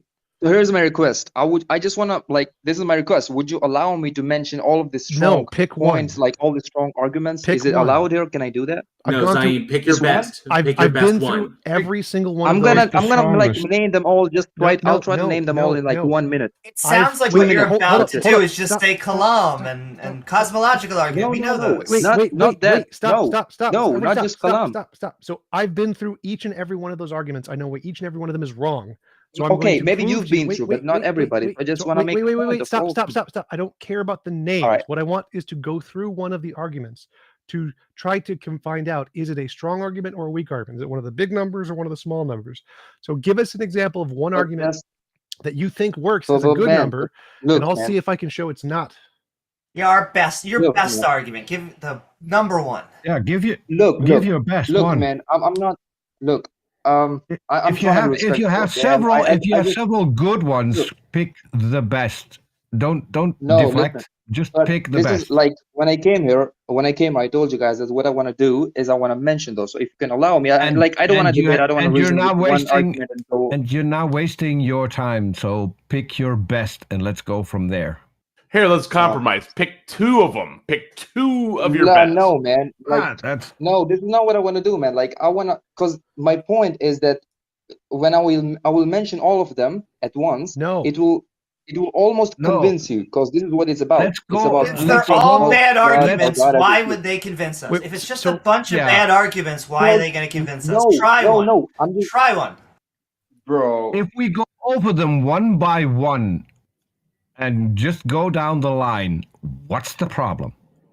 No, yeah, that's what I'm saying. Like, I just want to name them. Like, I just want to explain. No, I'm you not wanna going to gish- elaborate. that's you wanna called a gish shotgun gallop. fallacy. You That's wanna a gish gallop shotgun fallacy. and- Shotgun fallacy. It Just doesn't naming them even is take nothing. like 2 minutes, bro. No. It doesn't even take 2 minutes. We Okay, want I'm to gonna- Like, you hear can't give me 2 what minutes you on think. stage. I'd like to suggest something. I think like the fundamental problem here, and what I'm going to suggest is that you maybe bring your best argument. But what I'm going to say is that the problem here is you've got this idea of using statistics to decide on opinion statistics to decide on something, and TJump is correctly calling this the shotgun fallacy. Just because you have more reasons in favor of something and less reasons something, that's democratizing it. What people will vote on in a democracy is not necessarily consistent with reality, and so it doesn't matter. There can be an example would be where you've had like kind of the bandwagon fallacy is also kind of being hinted at here. You're saying you've got more arguments in favor of it and less against it, and therefore you should believe it. There was a time when the vast majority of people thought that the sun revolved around the earth. That didn't make it correct. It was still wrong. So what we really want here is something that's factual, that'll actually work. And it can just be one solid argument. It doesn't matter. You can have 5 million arguments against it, and you have one that is actually accurate and factual. That's the one that wins out. So that's what we're after here. So my suggestion is maybe just pick one argument and let's go forward with that. Does that sound okay to you? I'm gonna be honest, bro. No, it doesn't sound like, because that's not what I came here for. Like, I want to make all the points at once. It's not a good argument. I'm sorry, but if you're just going to say, like, I'm going to just go over, I was just using the Kalam, but if you're just going to go over a dozen different titles of arguments, that's not convincing. Like, I'm not sure what that's supposed to do. What if every single one of them are as strong as Al-Kalam's argument? They're not. They're all Then zeros. the Kalam isn't a strong argument, if they're all as strong as the Kalam, then we should not believe in a god. That's easy. So I can prove every single argument on that list is a zero. Pick one and I'll prove it's a zero. You're saying they're all ones. We're trying to say you have a long list of arguments that are not good. That is what we're saying. So if you have a disagreement, you actually think your list is a bunch of good arguments. No. Explain why. Okay, we can compromise. We can do this. Okay, so I can name all of them, and you can bring me one that you disagree with. No. That okay? You can say that. We're just Okay, gonna how move is you- this? we're gonna Just move you off the name stage. one Last and let us chance. disagree with it. Last chance. Pick one you think works. We say it does not work, and we can debate on if it works. No, That's, man, no, I can't that's do your- that, bro. this I is your- can't. this is I your can't only debate option. with like. This is your only option. No, I'm sorry. That All what right, I next came speaker. for is something else, so I can't do that. Would you Sorry, be I- able to list? Would you be able to list About, 10 of them? like, Would you be able to list 10 of them within less than a minute? I can do this like within 1 minute. I can name all of them. Okay, No, let's don't- do that and number them, please. I don't want to listen to Okay, a list of arguments so- that are bad. Hey, we're gonna give them 1 minute to talk. Let's hear it. All right. The first one is a quintus 5 ways. That is like an event may or may not happen, so everything must be created by something that must exist, and Garbage. nothing is self-existent, Not so sound. everything must be created by something that is self-existent. Or you have another one that's reality is Not a good contingent, so argument. everything must be created by something that's immutable, or that you no good Not thing a is sound supremely argument. good. Okay, no good thing is supremely good, so everything must be created by something that is supremely good. Not a sound Don't argument. accept that either. Keep Okay, on going. life has a purpose. Life has a purpose, so everything must be created by something that If you don't agree, by- life Not a has a sound purpose. argument. Keep on going. That's an assumption. Okay, cosmological arguments, you already know about that. Don't And Not then a you have sound empirical argument. arguments like It's a short okay, list like so then you have far. empirical. Can I just speak?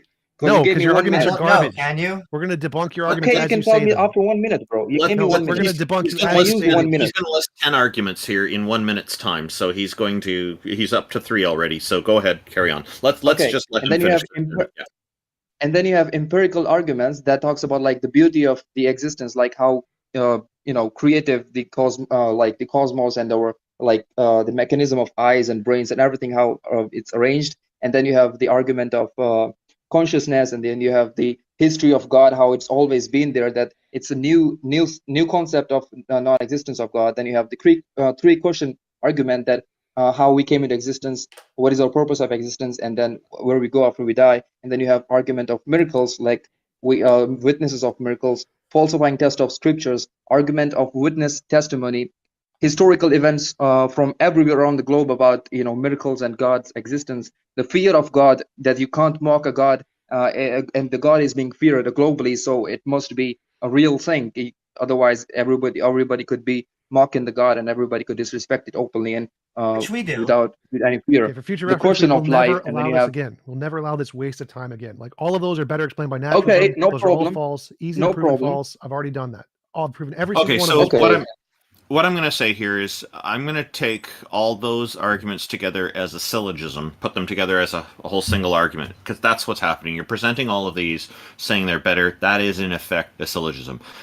The syllogism fails because there's a problem with a number of those arguments. All we need to do is stop at any one of them, and that's it. So we'll take the Kalam cosmological argument, for example. But brother, there are bigger problem, problems. The problem is that the Kalam cosmological argument, for example, it doesn't actually connect anything to a specific deity. So it's a non sequitur. So right off the bat, we could use that alone to fail that syllogism. So I'm not convinced by the arguments that you've put forward here. That's where I'm at. You can also insult the God. He's easily insultable. You can insult their prophets, whatever. It doesn't matter. You can't openly do this. We can openly say, watch. I openly am making fun of the Muslim God right now. Nana boo boo. This is Discord. This is Discord. You can't openly go on street and try, like it's a fact. You can't. You're not safe to do that in a Christian country. Wait, you're not even safe to do that in a Christian country. I don't know what Christian country you're talking about. The United States isn't a country. But in the United States, you're very safe to say that. I feel like I don't even know where you got that from. Whoa, guys! So many people talking at once. So many people talking at once. Zaim, just because your country puts people to death for being apostates or speaking out against God on the street doesn't entail that your God exists. Yes, I can go out on the street here. Yes, I can go out here in the street and I can talk against God and say that God doesn't exist and God's not going to knock me down and my country's not going to put me to death. You know why? Because your God does not exist. Every argument that every argument that you put forward, the entire list of that, every single one of them was fallacious for a different reason. He's a Christian. Fallacious. So yeah, I know, man. Like, look, just let me say this. Christian? No, he's Muslim. I'm not Christian. Then why is he quoting Aquinas? Yeah, Aquinas is Look, man, what I'm trying to say is this, that how easy it is to prove that Earth is round, but you still have flat earthers. I can't do anything about it if they don't accept, right? But on the other hand, if you look at how many evidence there is for flat Earth, it's nothing compared to the evidence of globe Earth. Like if you compare that to the evidence of non-existence of God, they go like how God created, who created God? If God created everything, there's no scientific evidence. Like God wouldn't make it obvious. Like God would either. Let me say this. Zaim, there is zero evidence for a flat Earth. Zero. And but they still have flat earthers giving some points. Wait, I don't care. I don't care about flat earthers. You have zero evidence of a God. Your God. I was about to say there is zero evidence for your God. Look. You can't find like pieces of God falling on earth. Like if God would rather make it obvious and put us all in heaven and show us himself that I am. He wouldn't put us on earth. I don't care. Why would he do why would he give like scientific obvious reasons when this is a test? All of the arguments you listed are garbage. We can prove them false. Naturalism has evidence. Yours doesn't. So all of your arguments are debunked. You have no evidence. You have no arguments. You have no evidence. You have nothing. Good luck with that. You're not just not convinced. Yeah. No. I can prove deductively your arguments are garbage and have zero weight. So tried to use consciousness as an argument. That doesn't have anything to do with the God.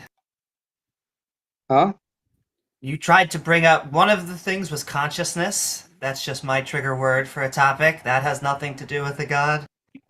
Your whole list. I wish I could find a good argument so that we could just stick to it. Yeah, pick one argument you think indicates a God, and we'll prove you wrong very easily. Pick an argument. Oh, you can pick any of them, bro. No, you pick an argument you think works. Do you think any of them are good? Do you think any of them are good arguments? Let's go with cosmological. The universe began to exist. The universe has a cause. That cause does not have to be a God. It could be a quantum field. Problem solved. Doesn't indicate a God. No, tell me this. Okay, it's not a God, okay, but there are dependent things, but the creator must be independent. Sure, and the independent thing can be a quantum field that isn't a God. Okay, but if this independent thing has always been there, then why did something came out of as a dependent being at a certain point, like 1,000 years ago? Why did it happen 2,000 years ago? It was always there. It was always there. It was always there. Different topic. Different topic. Different topic. So look. If this independent being has always been there. Wait. So to answer your question, there could be a non-dependent being, an independent quantum field that's always been there, and it has quantum fluctuations that can happen at random intervals. Okay, and that's why it happened. Wait. And that's why it happened. The Big Bang happened at this point and not at the infinitely many times before it. So it's perfectly fine to have a necessary being with no mind have quantum fluctuations that causes things to happen at one point and not infinitely many other points. Yeah, but dude, but if this thing has been there forever and it was making changes, whatever quantum changes it was making. No, I did not say that. Yeah? I said that did not happen. Did not happen. So there's a necessary being that exists outside of space-time, and it created a one change at the Big Bang that had never happened before because of random quantum fluctuations, and that's it. But why at that point? Why it didn't happen before that? Random quantum fluctuations is a part of its nature. You don't need consciousness for that. Okay, even if you don't need consciousness, that thing has been there forever, right? No. It exists outside of space-time. Outside of space-time. There's no time before it. So what you mean? It has not been there forever? No, there is no before. Yeah, TJump's gonna have a problem if you you say forever. Because if you say forever, that implies time. So the quantum field exists at the exact same, like it replaces God. There is no God. Whatever you think God did, nope, not there. The quantum field did it, and it doesn't need a mind. It's just a part of its nature. No. Just tell me this: this independent being that you're talking about is a quantum mechanics or whatever. Quantum field. If it is always not being there, then like what's the case? Dude. It's like your God. Was your God always there? Yeah. Okay, fine. Then the quantum field was always there. Then why it happened at that point? Why did God do it at a specific time? Yeah, why'd God do it at that time? Because God made a choice. All right, and so this thing had a quantum fluctuation. Problem solved. But then why didn't it happen before that? See, that's not actually answering it's a part of its nature. Say God has a choice. Why didn't God make the choice earlier? Because that was his choice. Oh my God! Guess what? The quantum fluctuation had a fluctuation at that point. By like randomness. It can't happen by like changes or randomness. It can only happen by choice. If you never make decision to make a robot, the robot would never ever exist. Stop. So you just said that the reason God made a choice at this point and not before this point was because he can make a choice as a part of his nature whenever he wants. A quantum field can fluctuate as a part of its nature however it wants. Problem solved. Has an equal parity. No, but this has been there forever, my man. Like this is a problem. Yes, just like God. God was there forever. Quantum field was there. No. That's the same. That's the exact same for both. God was there forever. Quantum field was there. Wait, stop. Listen to the words. God was there forever. Quantum field was there forever. God made a choice at one point. Quantum field had fluctuation at one point. They didn't make a choice before. Didn't make a fluctuation before. The problem is this: the quantum mechanics or whatever it was there, and it was whatever reacting and whatever reaction happened. It can't randomly happen at one point when it has always been there. No, that's wrong. Always. No. Oh my God, you're just basic misunderstanding. So just like God, because it's always been there. No, but God can make a choice whenever he wants. Stop. So quantum fields can have delayed reactions. They don't need to happen immediately. They can happen like a uranium decay. Doesn't happen immediately. There's infinitely many times. Can you prove me that? Can you prove me that? Yes, we have proven that. That's literally a thing in physics. Quantum reactions and decaying of particles. Can you show me the mechanism behind how it does it happen? Yes, quantum fluctuations. Because then we literally have a strong argument that God does not exist. What I've literally just told you all of the facts. There are quantum fluctuations. We can demonstrate them with uranium decay. God is a fact, then I can say but you get shut up and listen. Shut up and let me finish. Shut up. Okay. The answer is quantum fluctuations have been proven to exist. We can empirically demonstrate them. We have examples of them in uranium decay, particle decay. We can see they happen, even though they have an infinite amount of time they could happen. They don't. They wait and happen at random intervals, just like a quantum fluctuation. But there are no such proof. But there are no There is literally that proof. I literally just explained it to you. No, that is not a proof. That is not a proof that this thing has always been there and at a random point it just boom. No. All I need to prove is that it can cause an event at a random interval without a decision. That's what I proved. So you can have I'm having a hard time. What's the difference between this and God? Like, it just sounds the same to me. It sounds like you're saying is it can't be that because that has to be God. Yeah, that's what I'm saying. It's special pleading. So there's no evidence consciousness can exist without matter. There is evidence quantum fields can exist as a basis of reality. Quantum fields can create things. They do it all the time, called virtual particles. Google the Casimir effect. We have empirical evidence of this. There is no evidence minds can do anything, that decisions can happen ever outside of physics. So our hypothesis has evidence. Yours has nothing. I'm not saying nothing. I'm not saying it's just consciousness. Well, I also want to point out saying that it made a choice is not an explanation. If you ask someone, like, why did Bob go to the store? And you say, because he made a choice. Well, I mean, technically that is true. He made a choice, but that's not why he went. Maybe he needed milk. So you say, why? How did God? Exactly. Okay. Great. Now, exactly. If that quantum thing has always been there, then why did it need something else or some reaction at that point? This thing has been there. You're just denying the fact that it has always been there. No. Always. Wrong. It can always be there and have one interaction that happens at a delayed response. Like things can. You have never proved that. Yes, nobody have ever proved that. We There's have no literally proven that. We have literally proven that. No, that's called uranium decay. We have literally proven that in the lab. We can literally prove that. Uranium decay. Well, you need uranium for that. You need other bunch of stuff for that. There has to be a beginning, and somehow you don't understand the mechanics of how this quantum physics works. And then randomly it happened to be at that point, so you think it happened randomly. So yes, there's called intervals. Intervals are a thing. The fact that something has existed in the past doesn't mean that all. I don't know what that word means. Can you explain to me? Things happen at different rates. Different things happen at different rates. Okay, maybe you just don't know how the mechanism of this works, but obviously in this world, when we use quantum mechanics, we have a cause for that quantum physics. Yeah, the quantum field is the cause. The quantum field is the cause. Its fluctuations happen at intervals, and so the fact that the universe happened now and not before is an interval, and that interval is perfectly explained by the quantum field. You don't need a mind or consciousness at all to explain any of that. No, it's like you're saying that the Big Bang happened, and then the solar system came into existence, and then the distance from the creation of solar system till the creation of Earth is this, and it was random. You just don't understand the mechanism of. Like no, I'm just saying that this is how the solar system. This was that there was. Yeah, I'm just giving an example. Your example doesn't make any sense. It's stupid. So there was an infinitely existing quantum field, and it has an interval of between the infinite past and today. And today it created the Big Bang. Problem solved. And that's quantum fluctuation. It has intervals in its nature. You don't need a choice for that. Can you explain me how quantum physics works? Can you show me the mechanism of how it works? How it is random? Can you prove me that? How it is random without any cause? That's what the delayed quantum eraser explanation does. Or the delayed quantum eraser. But that has a cause. But that has a cause. But that has a cause, man. No, it doesn't. Google randomness. Google physics. Google the foundational attitudes of physics paper. Yeah, but it has a cause. No, it doesn't. Randomness is a force in nature. It does not. Man, can you prove me somehow that it doesn't have I a literally cause just answered that question. Randomness? Google delayed quantum eraser. Google foundational attitudes towards quantum mechanics, and then do a Control F search for randomness. And it'll say in the poll of physicists, randomness is a fundamental force in nature. You can explain it. You can read the explanation. It's right there.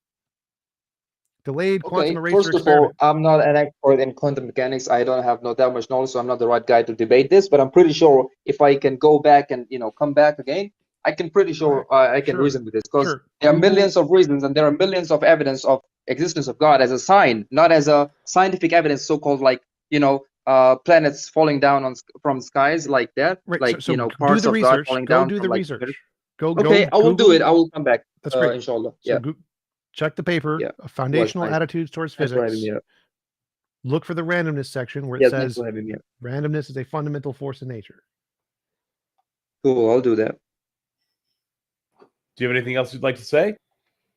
No, I would just say that I would just recommend you all to read Quran, because that what we say is the evidence, like a miracle of like a living miracle. So I would just suggest all of you, because for example, if something goes trending on Twitter for 20 days, we take a look at what it is.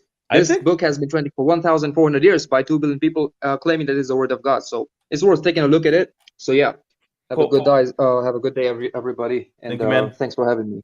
Okay, thank you very much. I have read some parts of the Quran. I know that others here have read a lot more than I have.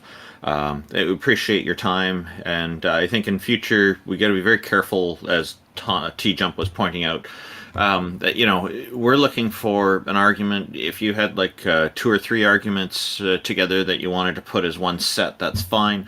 But this gentleman, he'd come up, he wanted to put a list on that would take 20 minutes to go through the list. That's just not what this show is about. That would be more appropriate for a show all of its own, where someone's doing a one-on-one with him, someone like Jail Warren or Peter DeTucker or even TJump if he was interested, I guess. Kind of have those kinds of shows. We're kind of looking for things that are a bit quicker than quite a bit quicker than 20 minutes here. Well, I thought it was... Oh, go ahead. Sorry, go ahead, Amy. My bad. It's just, it doesn't convince anyone, I think, to just... not to say a gish gallop, but to basically just shotgun out a bunch of ideas if you can't tackle them individually one by one. He could have had 20 great arguments, and all of them were amazing, but they're all separate. They all need to stand or fall on their own. And so I just think it's a poor strategy to convince us. Come back with your best arguments, maybe the 3 that really convince you and will convince others, and then we can talk about them. But Yeah, I appreciate it. I just thought it was interesting. I thought it was pretty much over when he admitted at the very beginning that he could not convince us. That was he just straight up admitted. He said it was a like argument. That's usually probably grounds for ending it right there. What was it, Taco? Probably do that in the future. He was like, it's a bad argument or something, and then he went and shotgunned an argument. Wait, So 2 things. yeah, I so want to say 2 there's- things there. First, Amy's right that lists are not evidence. They literally are not evidence. Just giving a list is not, there's no premises, there's no conclusion. It's a list. So it's a complete waste of time. Don't let people give lists. It's a waste of time.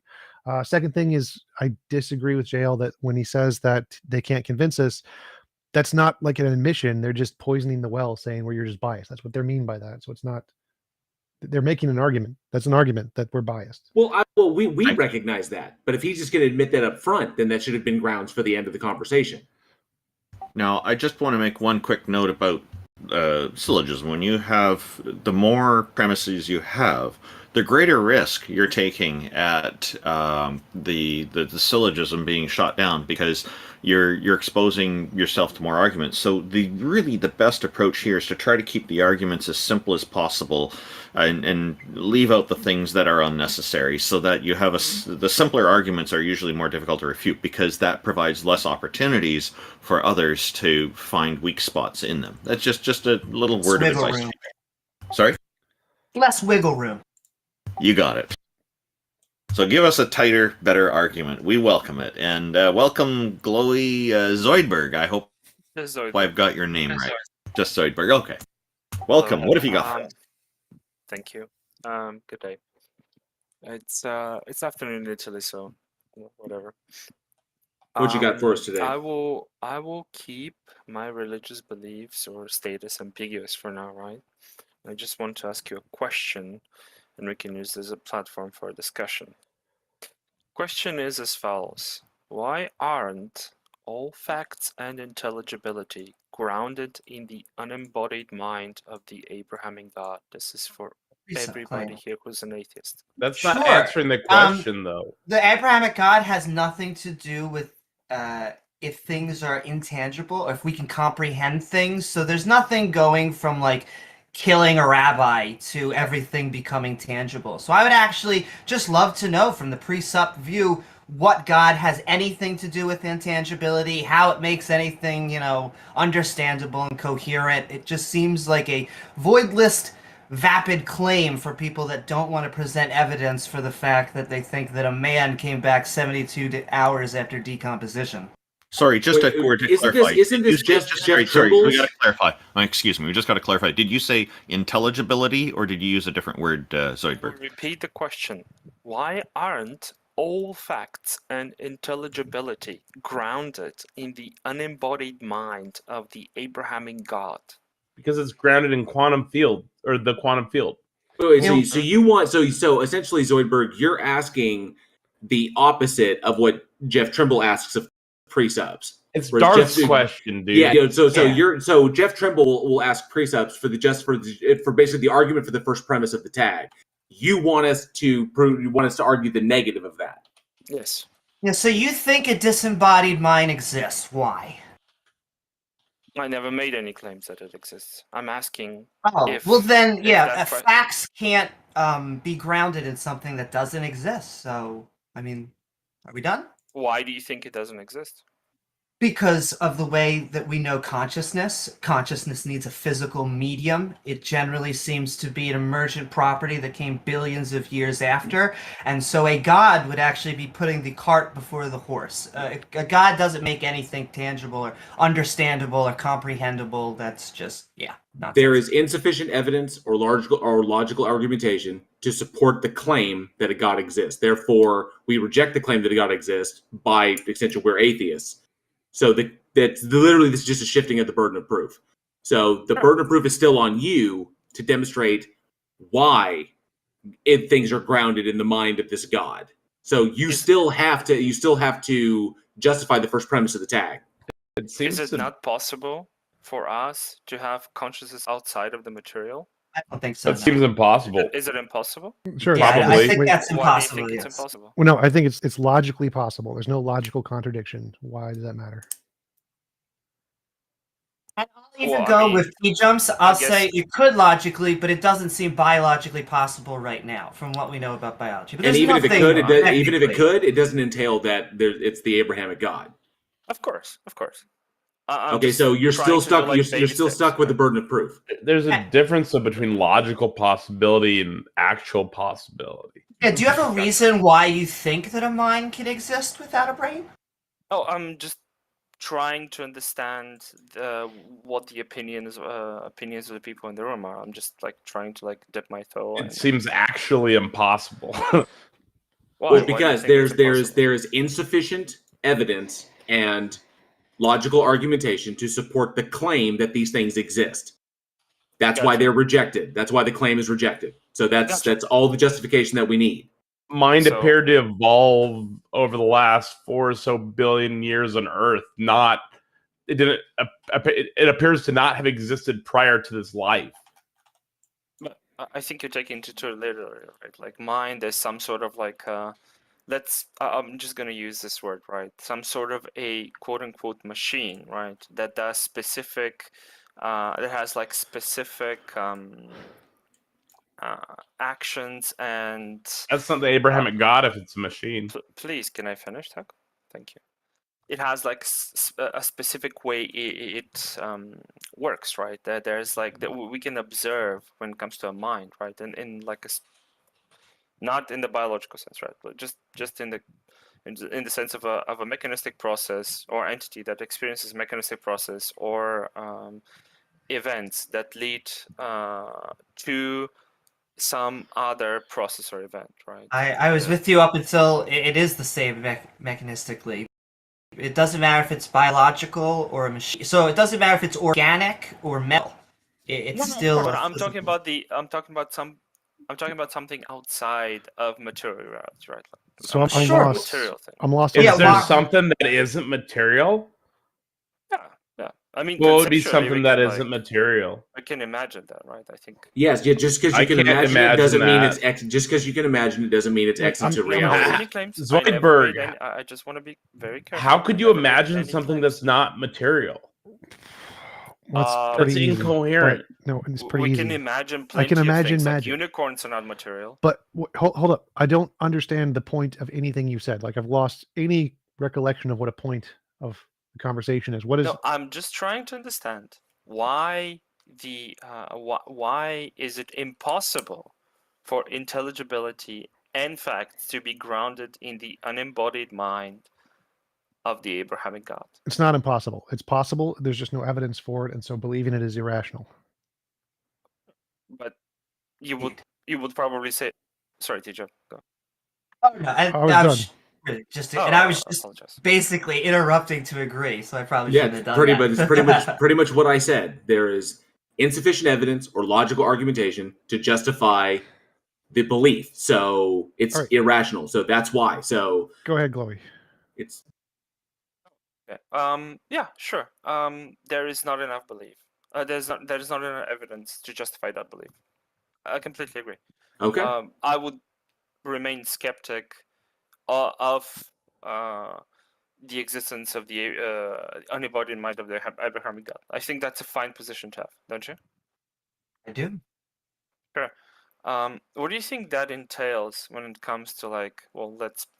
I'm gonna make a huge leap. What do you think that entails when it comes to like real world behavior, right? That the Well, responsibility for our lives are our own.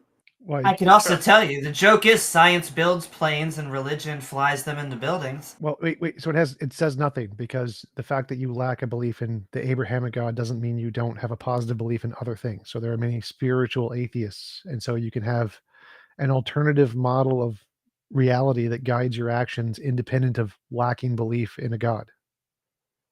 But you can TJump. We can pull it like to a higher like to into like a bigger picture type of a scenario, like a bigger scope, right? We can say just a God, right? Doesn't have to be the Abraham, the God of the universe Right. or whatever, right? Right. That's why I said there are atheists who are still spiritual. So there are concepts of Sure. morality, concepts of purpose and meaning without a God. So even if you have no God at all, and you're just contrasting God worldviews versus no God worldviews, they can still have equally everything. Afterlives, purpose, meaning, morality, judgments can exist on both of these exactly the same. So there's no not having a you can. God adds no implications whatsoever, other than the I mean, fact that Jack. there's no like being who's watching your every move. That part is like the only difference. I mean, Jack Gotcha. Burton's a deist. I mean, So you would deism. agree with So me that remaining skeptical in the position of God or the Abrahamic God or any other God probably would entail a life that could be filled with superstition or could be like cold-hearted calculating rationality, right? Right. It doesn't just delineate between anything. It could be the fact that you don't believe in a God doesn't entail any other beliefs. There any you can still have any beliefs other than the God and it'd still be fine. Yeah, gotcha. I understand now. Okay, that's great. Then is it God, the irrational component, the irrational monkey throwing a wrench into the machine, or just the human condition and the fact that we're susceptible to all kinds of irrationalities or metaphysical beliefs, right? I don't think that would lead our be lives and dictate policy, right? well, I don't think the previous point would be relevant to whether or not it's just a psychological feature. Like, for example, it's a hypothesis that God exists, and if there was evidence, then it would be rational. But the fact that there isn't any evidence doesn't entail the fact that God's irrational. Those are separate topics. So I don't think there's any evidence of a God, therefore believing it is irrational, but that has nothing to do with whether or not there are any entailments that the belief in God would hold. Those are irrelevant. Those are two different topics. Sure. I guess, sorry, English is literally my fourth language. I guess what I'm trying to say is that if humans are as irrational with or without God, then what is the argument against like belief in God, right? I guess I'm trying to go down to like all my cards on the table, right? Like if with the God or without the God property, right, we're still capable of the same kind of irrationality, then what is the use of like combating the belief in God? Religion is superstition. And so it actually is a way of us undercutting our own. If you accept one superstitious belief, you open yourself up to not only accepting other superstitious beliefs, you also cut yourself off at the heels for criticizing other people who take superstitious beliefs. Yeah. Well, irrational beliefs tend to lead to irrational behaviors. Well, wait. So his question is that if we can be equally as irrational as theists and as atheists, then why should we eliminate the irrationality of one belief? Well, that doesn't make any sense. Like, obviously, if you're irrational in 10 ways and you can reduce that by one, you should. So it doesn't make a difference if we're still irrational in other ways. That doesn't mean it's still not a good thing to eliminate one irrational belief. Sure, but what if it's like a spectrum, right? Like what if we have like 100 irrational beliefs and one of them is God, right? We remove one, we're still statistically very much as irrational as we were, right? No, Yes. because then we've So you guys eliminated believe one. like So removing we're God one. is a If huge we component. have of 100 illusion, not a small one. irrationalities, if we have 100 irrationalities and one of them is God, when we eliminate that completely, now we only have 99.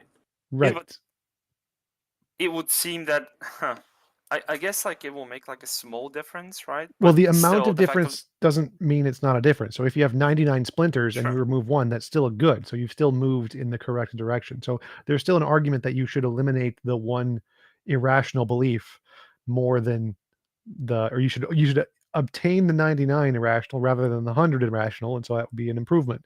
So even if we were equally as rational, getting rid of one irrational belief is still a good thing. And so in and of itself, that would be an argument for why you should. Would that be a meaningful change? You mean like in the way that you live? In Probably the not. way that you live there. But that's separate from the argument, because the argument that you should get rid of it is because it's one less irrational belief.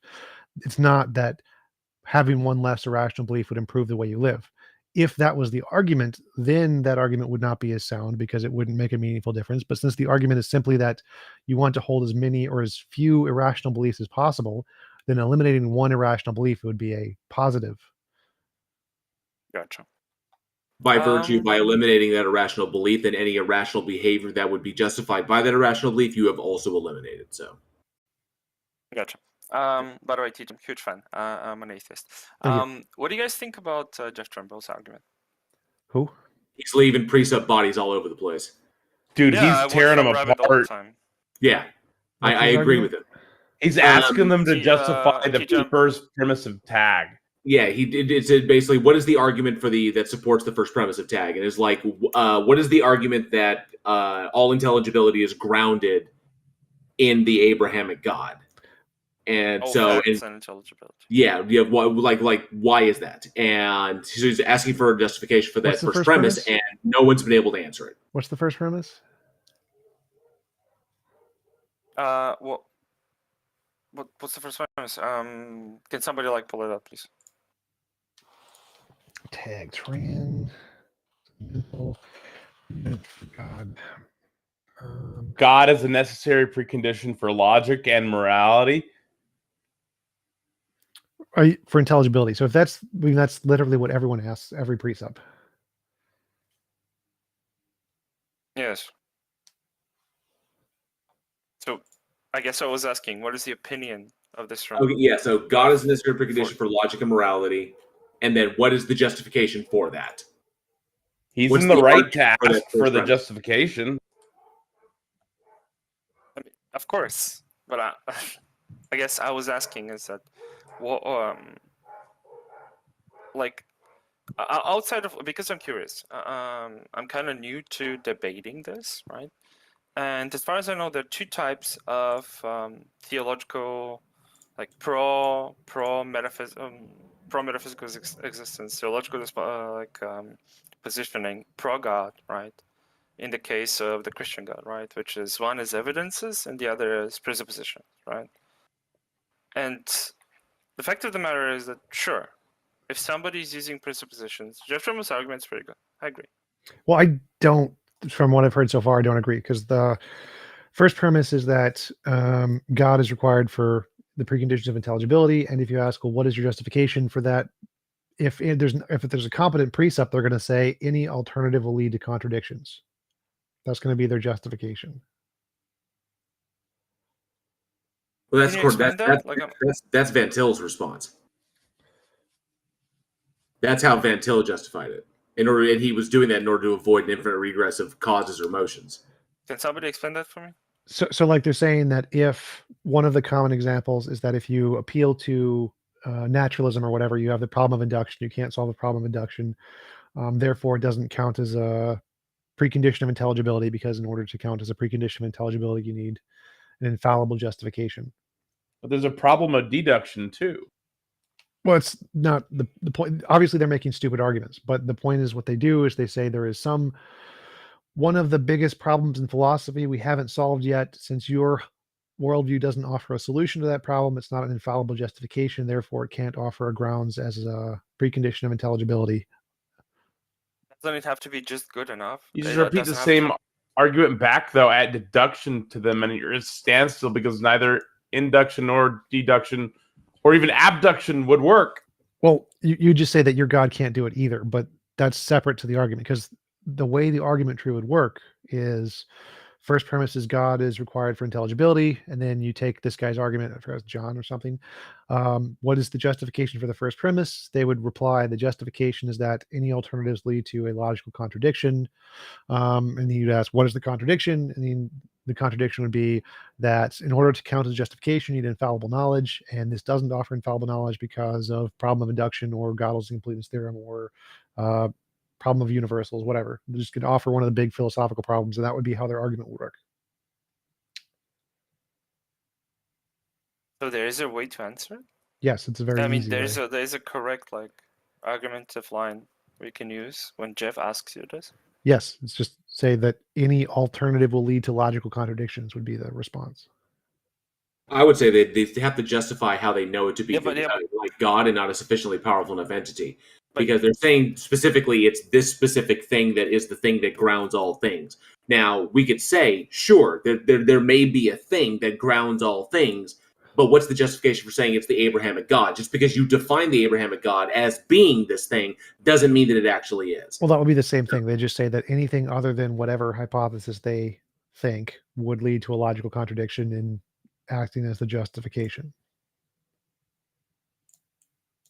It's literally just defining it into existence, though, isn't it? No, because if it can be the case that there is something that as a solution to a problem and everything else entails a logical contradiction. There's no problem with that. And if it's true, then that would count as a justification. So their argument structure is valid and sound it's valid. So if it was sound, it would be true. It's begging the question. So it's a perfectly fine structure of an argument. It's not just defining it into existence, but it's making an assertion that doesn't have any evidence. Like obviously you can't prove every logically possible alternative has a logical contradiction. It's not even possible to imagine every possible alternative, but the structure of the argument is fine. But if they go down that argumentation line, could you just force them to pick one? Oh yeah, they do all the time. Argumentation line that they think that it's incoherent or it's their worldview, and then just dissemble that one. Yes, that would be the next step. That's what I do in my arguments with precepts, because they'll normally mention the problem of induction, problem of underdetermination, Gödel's incompleteness theorem. They pick just any of the unknown problems in physics, and they'll say your worldview can't solve this, mine can, and then we discuss that. So that would be the next logical step in the argument. Gotcha. I guess but wouldn't that put you on the defensive? They would give you an argument, and they'll say, yeah, you cannot provide sufficient or coherent explanation about this anomaly, right?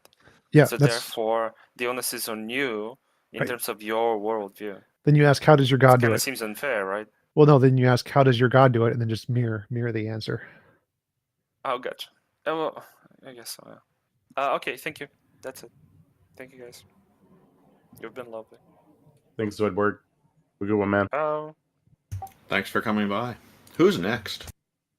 We've got Kaz Beats, who's been in queue for a while, and then Otangelo.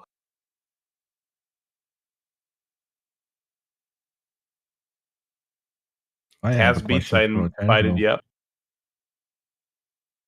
Because it always kind of felt like to me like they were trying to come up with a reason, essentially, why is everything grounded, and that it could be something, but then they were just defining it as God, because they can stick God into that slot, and so they wind up defining God as that which grounds everything, and so since they defined it in that way, then it necessarily must exist because there has to be something that grounds everything.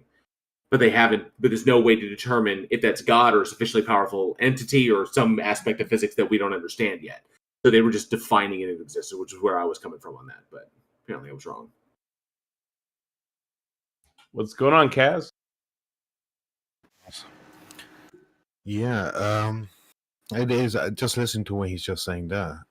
This is what I, even just from listening, seem to kind of gather. It's a kind of what is the standard are we conversating on, if you understand what I mean, in terms of what is a God then, is very important to the discussion. Well, what God do you believe in? Well, this is the thing. So, I mean, I did sort of want to say, hey, there is a God of something, some kind of power above us, which we don't know. And every religion is just a man-made whatever. People can do whatever they want with that. Me personally, I say that's like man-made type of things. You can take good things from things, you can take that, but that's a whole separate conversation. But in regards to now a kind of something more, so like he was just mentioning, an energy, a whatever you want to refer it to as, that's the important part. One obviously can believe in that, like a god, without abiding by aligning with a religion, a traditional religion, or any type of religion. They might say, oh, this is my, this is me, honesty, this is me, Islam. The point is they have their own one now. So now you go into the conversation of morality, you go into the conversation of all of that stuff. And yeah, it's kind of now listening to people, I'm thinking that that's not going to be sufficient. So it's a case of now what is required to basically prove more or less without all doubt that there is a God, isn't it? Like, for example, having that voice on the prayer, and the prayer, me being able to audibly hear it, me being able to audibly see it. This is why I'm saying in regards to like a religion or anything like that, it's you have no kind of personal sort of belief in it, trust in it, faith in it, whatever. Whichever religion it is, because of that inherent fact that it's off that same basis, where it's I can't see a Jesus, I wasn't there or anything, so the God now falls into that same aspect. So now, in my opinion, and me personally, in terms of what I would align with, you can believe in that God without the religion, firstly. So now it's why and what the proof is, which is why you come to that conclusion, correct? So now it's going to be on a basis of tangible. I suppose it's the most like reliable, the most you guys would probably prefer.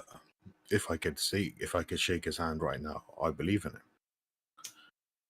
And so now, I would say, in my opinion, it's a case of, the world in itself, the very existence of us. We're going back into now the quantum and how a universe came into existence. So you're coming into the theory of, hey, we have zero black screen. Now we have a black screen with stars in it. Over light years and light years and light years of years, things happen. Pluto happens. We have the Saturn. We have Earth. You're then going along the theory of that you have now these single cell organisms, because now this is important part. Are they one and the same? Are you now more or less, if coming from an atheist perspective, how do you describe your existence? What are you aligning with? Most of the time it's going to be sort of like that evolutionary stuff. Okay, dude, I gotta hold up there, because I'm literally you're I think, I don't know, speak for myself, about to put me to sleep. Are you making an argument for a specific God that you believe in, or are you just like asking atheists like what they ground everything in?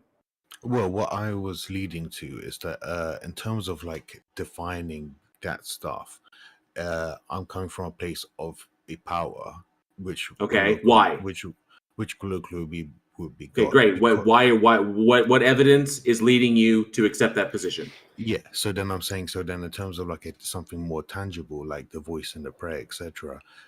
I'm basing my own perspective from now, basically reality. So now, so you said a voice and a prayer, right? Yeah, I'm just saying, from the previous people who have spoken. Well, I'm not worried about him. I'm talking about your position. Yeah, so he wants to hear the prayer that's more tangible. And right. I'm saying for myself, it's like obviously now coming into how we have an ecosystem, the oxygen, a human being, the heart working, that everything we have now.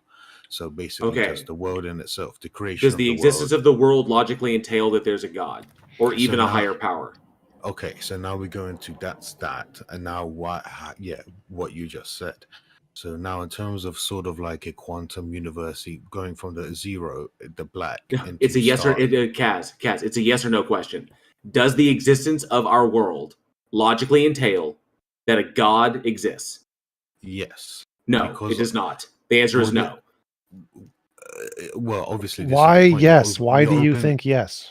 Yeah, exactly. So this is now the point. So for whichever way you want to cut it, whichever way you want to slice it, the Big Bang, etc., etc. So going from that the black darkness to a universe to everything we have, you have to have, I would say, in my opinion, some kind of intelligence, some kind of design is happening there. Why? Some kind of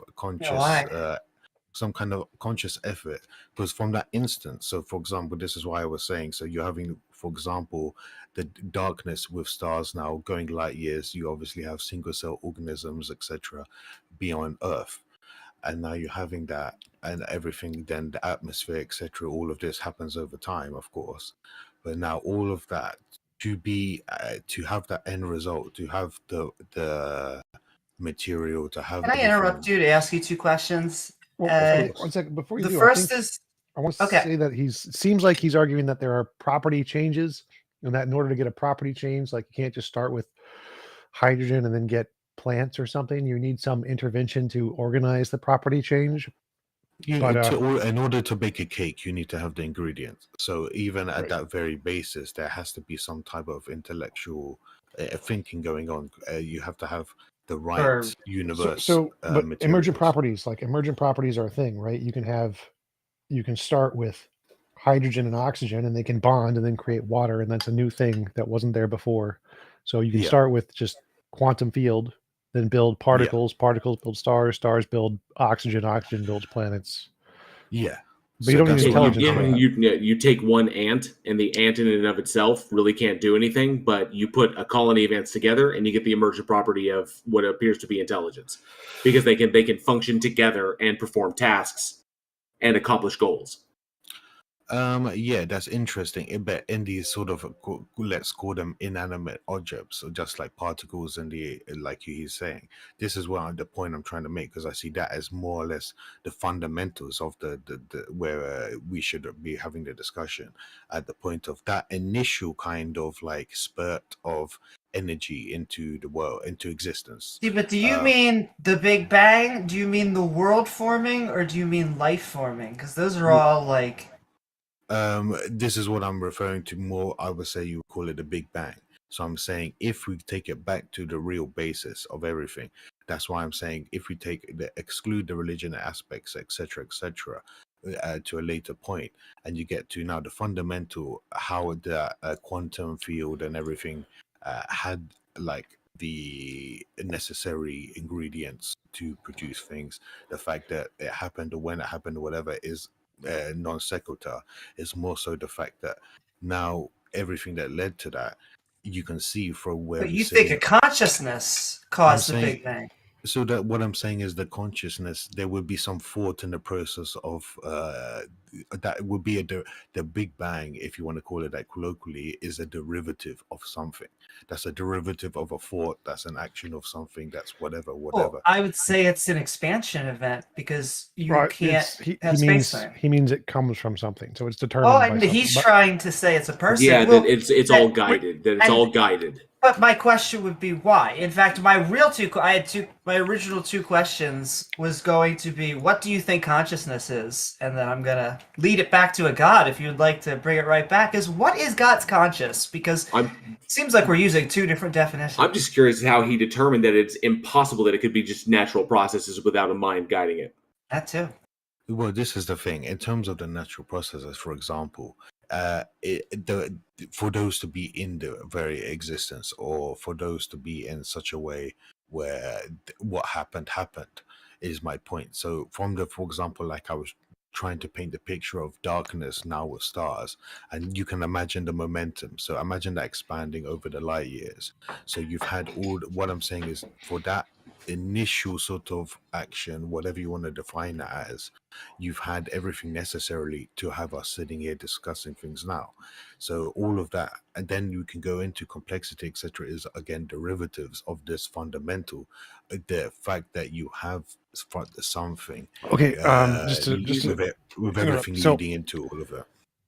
Why did God design the world this way instead of making the gravitational constant +1 or -1, right? He has some nature that he decided to make it this one and not a universe of just black holes or a universe of just puppies. And so something sorry, go on. Something has determined God's nature that he wanted this universe and not the other universe. Maybe there could be infinitely many types of gods, and each type of God could want a different kind of universe. So all of the different ways the universe could be, there's a type of God who could want that universe, in which case, why is the God that exists, who designed his nature to want this universe and not one of the different ones? So in this one and not one of the different ones. I don't know. I feel like it's sort of me. It would be just me speculating on something. But it's kind of, I would say, I don't know, it sounds more like, does one believe in like a one god or multiple, or just to clarify, so what I'm asking here is that when we look at the universe, there's a million ways the constants could be, right? And you're saying that in order for them to be this way, they're this particular set, something must have dialed them in to be this particular set. But there are equally as many ways God could be as there are ways the universe could be. Because for each kind of universe, there could be a God who would want that one and not this one. And so there's a one-to-one correlation between types of universes and types of gods. And so if this universe is finely tuned to be this combination, then the God must be finely tuned to like this universe as opposed to a different universe. I mean, but then you're accepting the existence. Would you agree in that statement? You're Wait, accepting the existence. Would you agree that you will be? It sounds as if you are accepting the existence in that God? statement you just made. Yeah.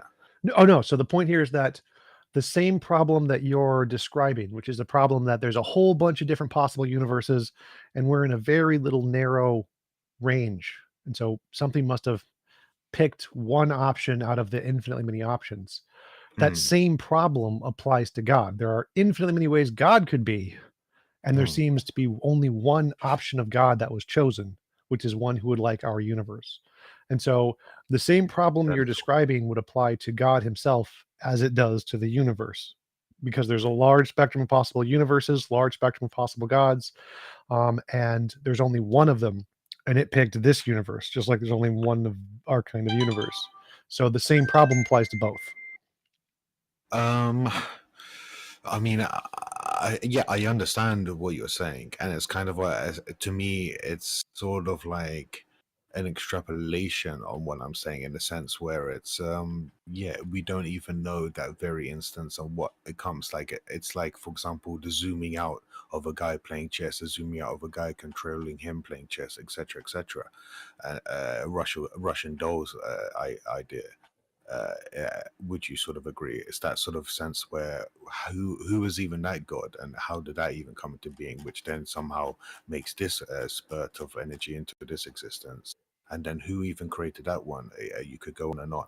Am I correct in that sort of analogy? Well, not exactly, because I don't think your argument isn't the problem in the first place. But if you think that because there's a large spectrum of ways the universe could be, and this is a problem that needs an answer, well, then God also has the same problem. There are a large number of ways God could be, but he's only one of those ways. And so he has the same problem that you need to answer. Why is God this one way instead of the way that he'd want to design a universe of only puppies or something, or a universe of only black holes, or a universe of only hydrogen atoms? So there's equally as many variations of God as there are variations of the universe. And if you think that the fact that there's a large number of variations, but it's only this one, needs an explanation, then that same fact about God would also need an explanation. And so there are two solutions here. One is you do the infinite regression of the dolls thing, like you mentioned, or you can just say it's a part of God's nature. God's nature is just this way. But if you say that, you could just say the same thing about the universe. The universe's nature is just this way. And so it doesn't need a designer, just like you would say God doesn't need a designer if his nature is just that way. Okay, well, I think so. Then it's a case of now the very nature of what we are talking about has the design aspects of it, has the sort of intelligent creation aspect behind it, creativity and the very essence of to even derive a life form or whatever it may be.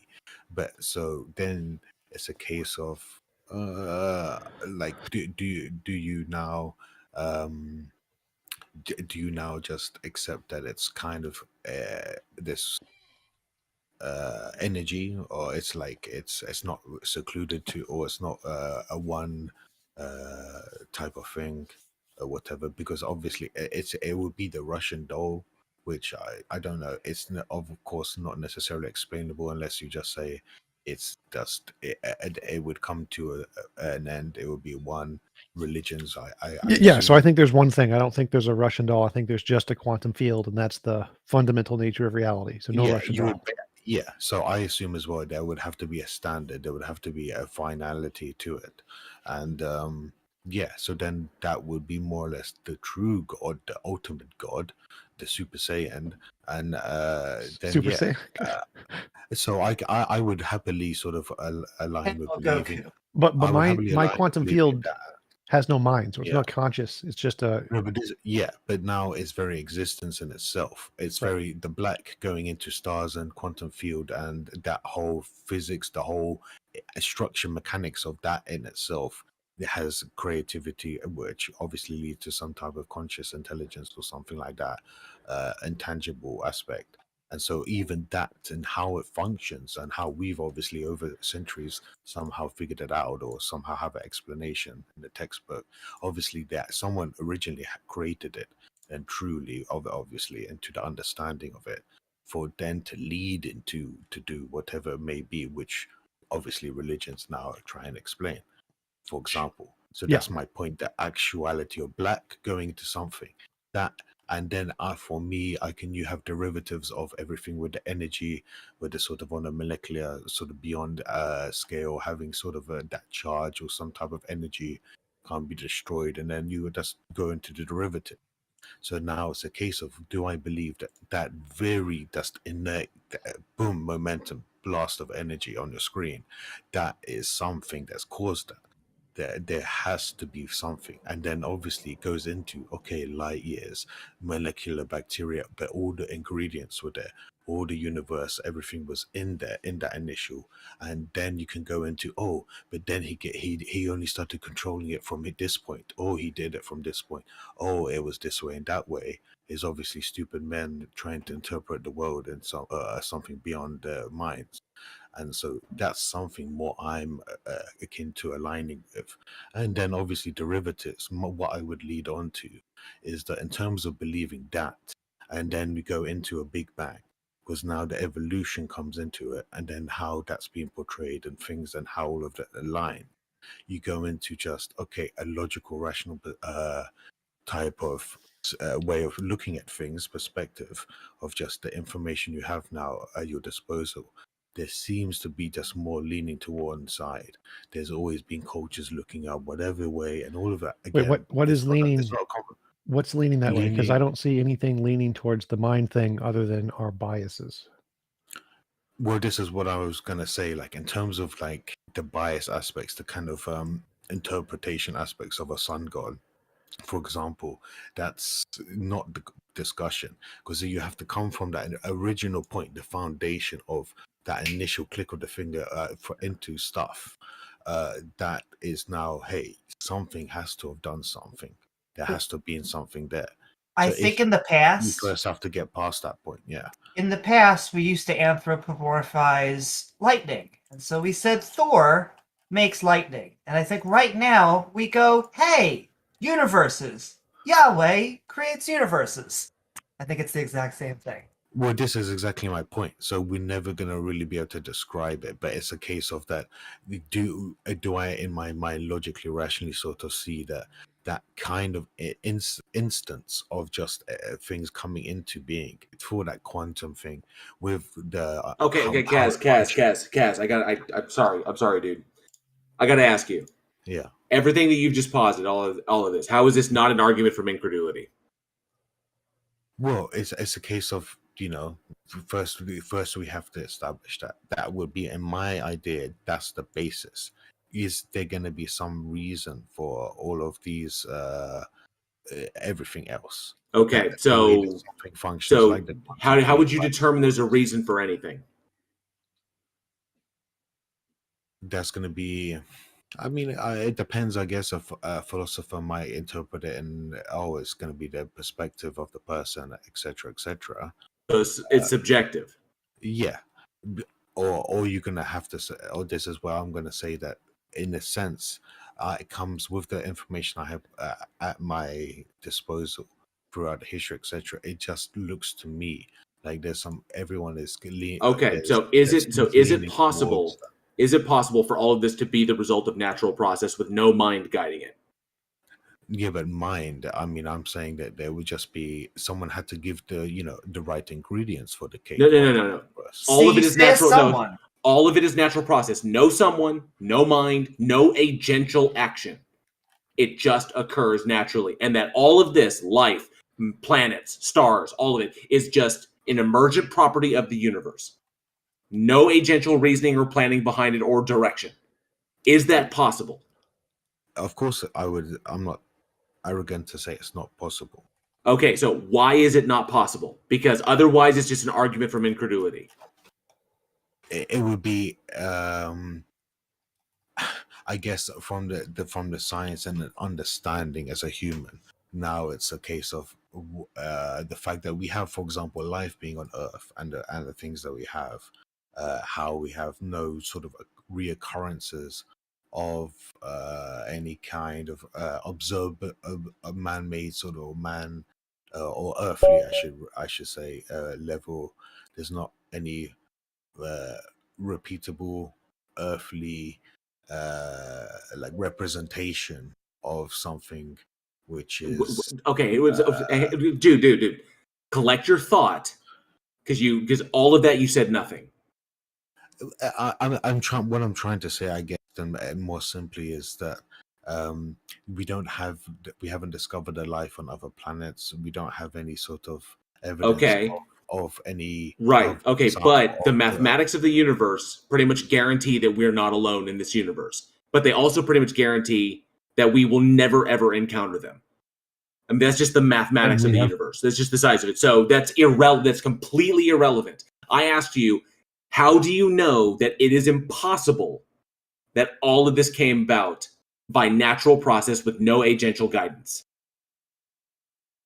Also, we found the basic building blocks for organic life on comets and asteroids. Yeah. So life is, like I said, my statement is that life is an emergent property of the universe. The elements that combine us are plentiful throughout the universe. All it takes is the right conditions for them to take place. Now, that could be taking place on a planet that is literally so far away from us in its own little system in another galaxy or maybe another system on the other side of the Milky Way. Okay, or somewhere. We don't know. We haven't found it yet, but it doesn't mean that it is impossible. It does not logically entail that it's not there. So I'm asking you, how do you know that it is impossible that all of this came about by natural process with no guidance whatsoever? I would base it upon the very mechanics of those properties in themselves. Their existence is the proof of some type of complex thinking, where you have the existence of what? The existence of something. Can I ask you a quick question? Peter, let him finish. Let him finish. The existence of what specifically? Something which is enable them to provide them with the properties that they have in their inner function. All these gases, for example, these atoms, whatever it may be. So their properties in themselves. Matter is a form of energy. Yes. There's always energy. There's always energy there. The energy just converts. So matter is just energy. Yeah. So what? Okay. So atoms are matter, and atoms compose things, and everything's built up from there. Stars, planets, human beings, all life, everything. It's literally all just energy. It's all just energy. So now that initial energy is what I'm saying. That even the concept of energy. So that has to have been from complex design. You cannot have such a thing like that, which is, of course, if you think to yourself now rationally.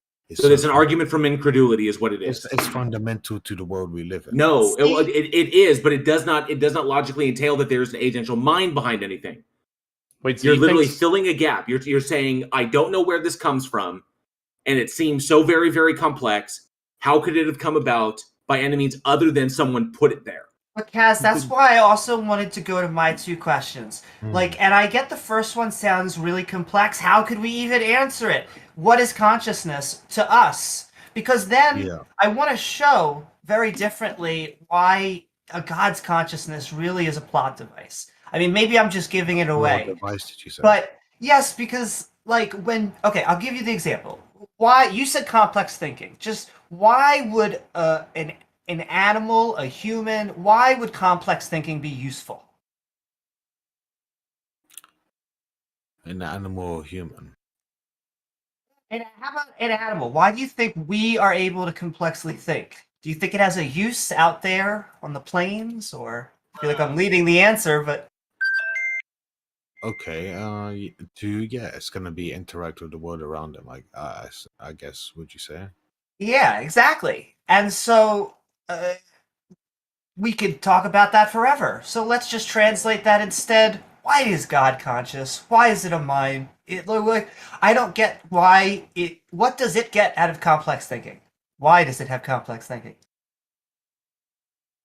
Why does it have? I mean, yeah, we could have talked about for hours about what we get out of complex thinking. Yeah. So I don't know. What are we going? It just seems like this someone exists so we can exist, and it's almost like it's just it's a Deus Ex Machina. It exists so the plot can go forward. Why did Why did the universe get created? There's probably a someone there. We all create things, and there was a universe, and so maybe someone made the universe. Yes. Maybe I can help. So, Kaz, do you think that the God is still creating, or has creation stopped? It's still creating. I personally haven't thought of the question. I mean, what comes to mind, you might even say, for example, if a new species is discovered, or if you say it's eternally creating, I suppose there's a more religiously spiritual way of looking at it. In itself is just a, creation. But if a new species is discovered, it doesn't mean that it's newly created. Yeah, so I'm saying. So what I'm saying. That's why I'm asking. Is God still creating to this day? Is God still creating universes, for instance, somewhere else, or still creating completely new things, not new animals, but completely new things that we see in this universe? But this is what I'm saying. One can interpret the question as what he has done initially is eternally creating. If more universes were, what has she? No, hey, I can't help myself. Don't mind me. No, has eternally. I'm just asking. I'm just asking. This is a simple yes or no question, Kaz. This is a simple yes or no question. This is to help out Amy with her question. So, is God still creating? Yes or no? And if so, can you give an example of a brand new creation? Of a brand new creation. Because I don't know if you want a yes or no, I have to more so in the honest sense fall upon. I haven't thought about the question, but because, like I said, you have to define whether the initial creation is creating in itself, isn't it? If a computer still waiting for the yes or the no. Okay, no comment. Well, how about this, Kaz? Hypothetical. If another species, hypothetical. I'm piggybacking Peter. Hypothetical. We encounter another species that comes to our planet, is more technologically advanced than us, been around a lot longer. Did God create them first? Question. I wanted to go back to Amy's question. Yeah. If God is no longer creating, then what does his intelligence and his intelligent thinking? What does it bring God if there's nothing to do anymore? Because he's he seems to be silent, not doing anything anymore. Why is this intelligence wasted? That's a very good question. Very good question, Amy. But it's just unfortunate that unless you want to define if the creating is still creating. If I make a robot that makes its own robot, I didn't create that little robot, or did I? Because I created the initial robot. That's what that wasn't the question. Yeah, Well, so and it's like I question. can't answer if you don't define it. Well, The my question main point was is still the question was if this God has consciousness. For us, consciousness brings us something in life. We benefit from our consciousness. If there is a God who's not interacting with the universe, not interacting with the world at all, as far as we can see, as far as we can detect, what is the benefit of this God having a consciousness if he's somewhere out there completely on his own? Yeah. I mean, it's going to be a case of man's interpretation, woman's interpretation on the matter. But at the same time, like an interpretation of all these things, is he, not in some way doing things? Again, it's intangible.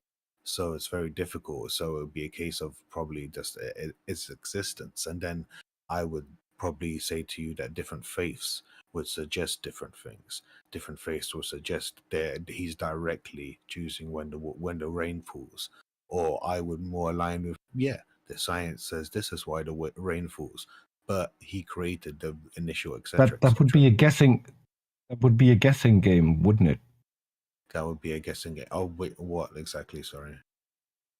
Because you can't check God whether or not you're right. You can't ask God whether or not you're right, because you're never going to get that definitive answer. So so she wants to, or she wants to know whether that you have a situation of, okay, he's done his job. Now, what is the point of him? So if we can't see, so that's what I'm saying. If we don't have that tangible evidence of his,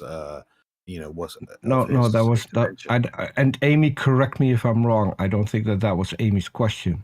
His conscious. You're saying that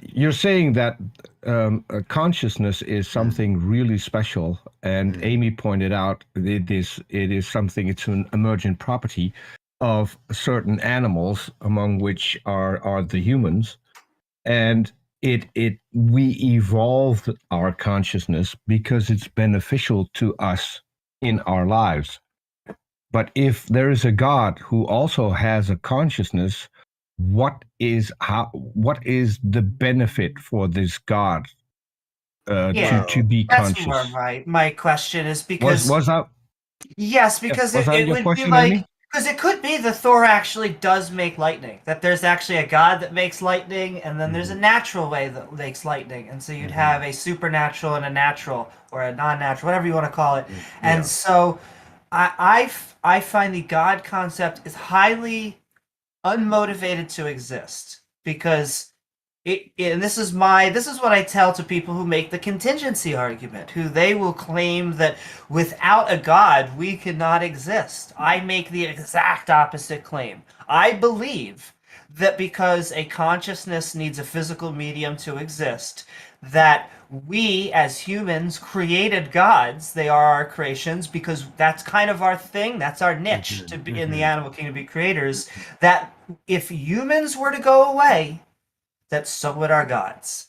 That these concepts would go away, and that if the sun red gianted, even the texts themselves would burn and there would be no more. And so these gods, their existence and us debating them, it's all because we have anthropomorphized the concept, and so we got to take people out of it. Well, I appreciate what you're saying, but again, for me, this is the original point of the initial inception of everything, isn't it?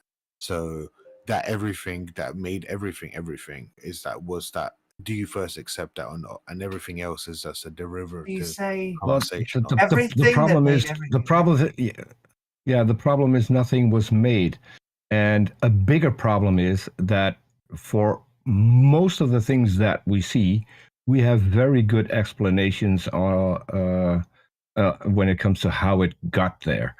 And so far, in the entire history of science, there's never been the conclusion God did it. We always found a purely natural way on how things got here, whether it's the universe, whether it's planets, whether it's galaxies, whether it's life.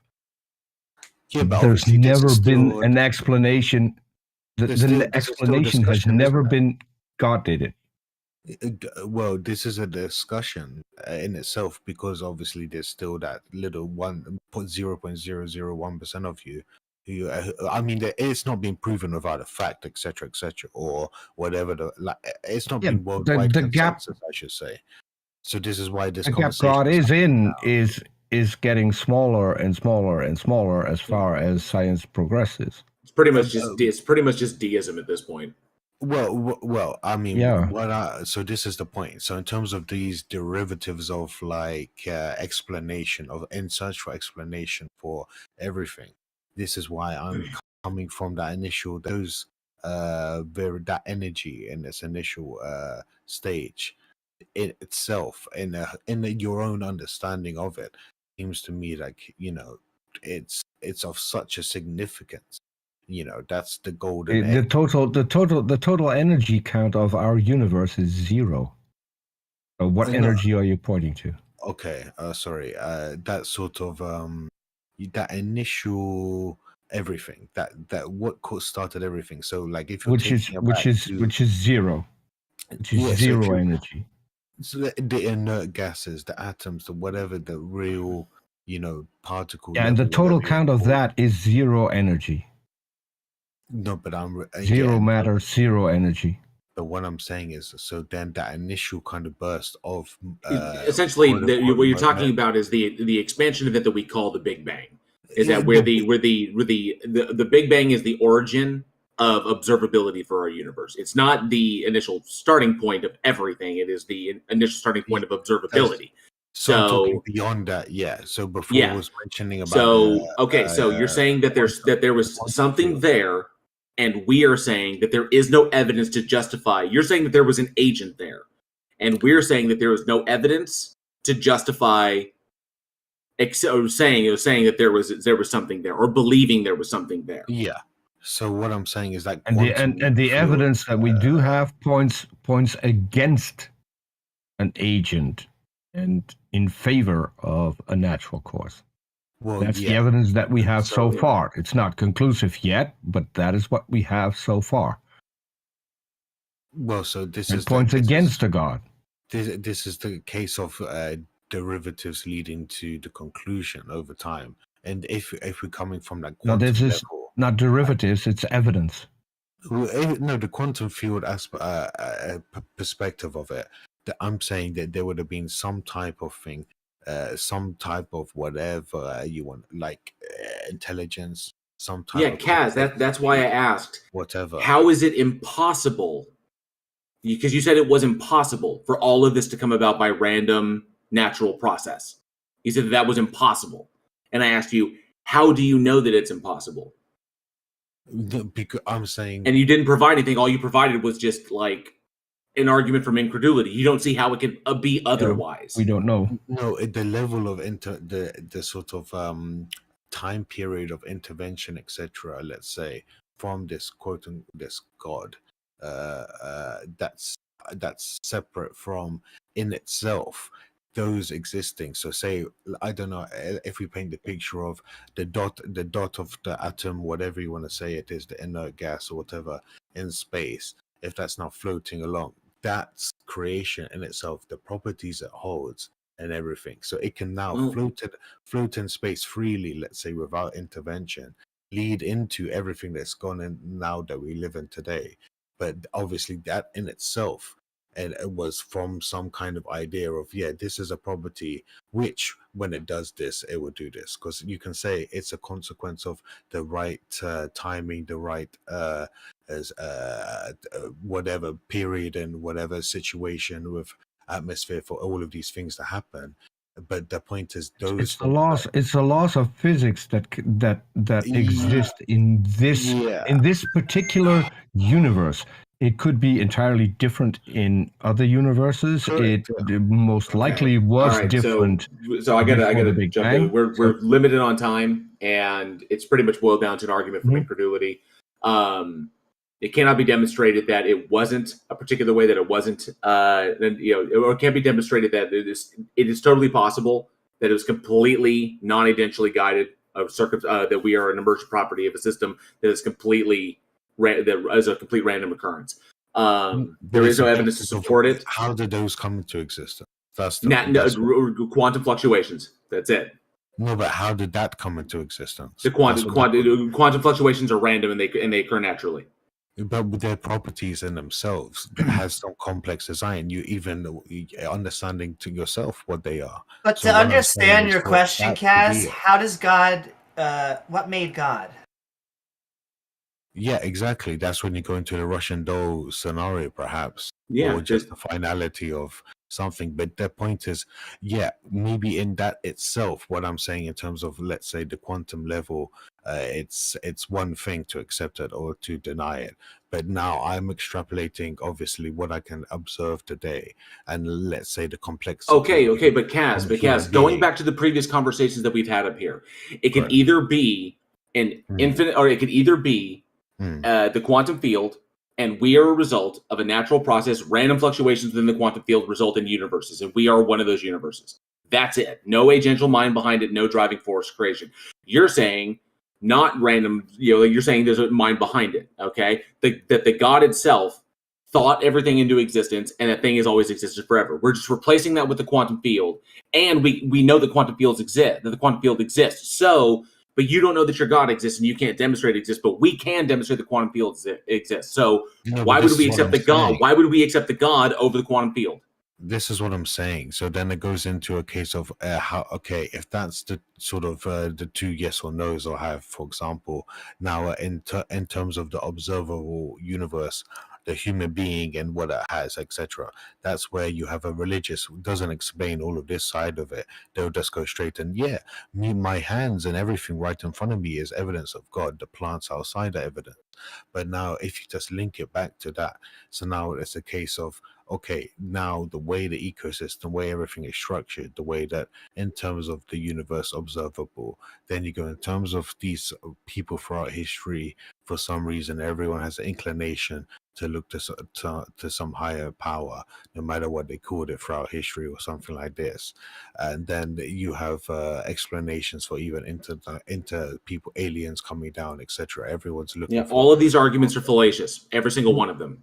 Oh, yeah, but okay, so the point is that now that's coming and encompassing the original part. It doesn't matter. 1,000 fallacious arguments. 1,000 fallacious arguments are not evidence. Because the inverse is that's what I'm trying to say. The inverse kind of theory or idea, like the atheist approach to that. That if you take that as okay, that's more or less in conjunction, everything encompassed together is kind of substantial, I believe. Now you go to the inverse, which is that more of like that. That's why I'm saying evolutionary. This is like just these quantum field, then everything, then the gases, everything interconnected, etc., random led to random things, etc. It makes sense. So what's wrong? No, but Kaz, what's wrong with that, dude? Man, you've got to get to the point. You've got to get to the point, Kaz. What is wrong with that? Hold on, my friend. Like I'm getting to the point now. So no, dude, your fucking lack of inflection is driving me up the goddamn wall. I've got to be honest about it, dude. Like legit. So now when you go on that side, it's a lot of like sort of assumptions of randomness and a lot of these perfect event scenarios occurring. This happened at the right time. This led to this, which led to this, which. So now, in terms of taking that all the way down to today, that in the inverse, saying that there's more of a design in place and things like that, and then all the arguments that go with that. It seems in a rational mind to me. The design seems more logical. So it feels that way to you. It's an appeal to emotion predicated off of an argument from incredulity. Great. Let's move on from this, please, because we've already been down this road 3 times.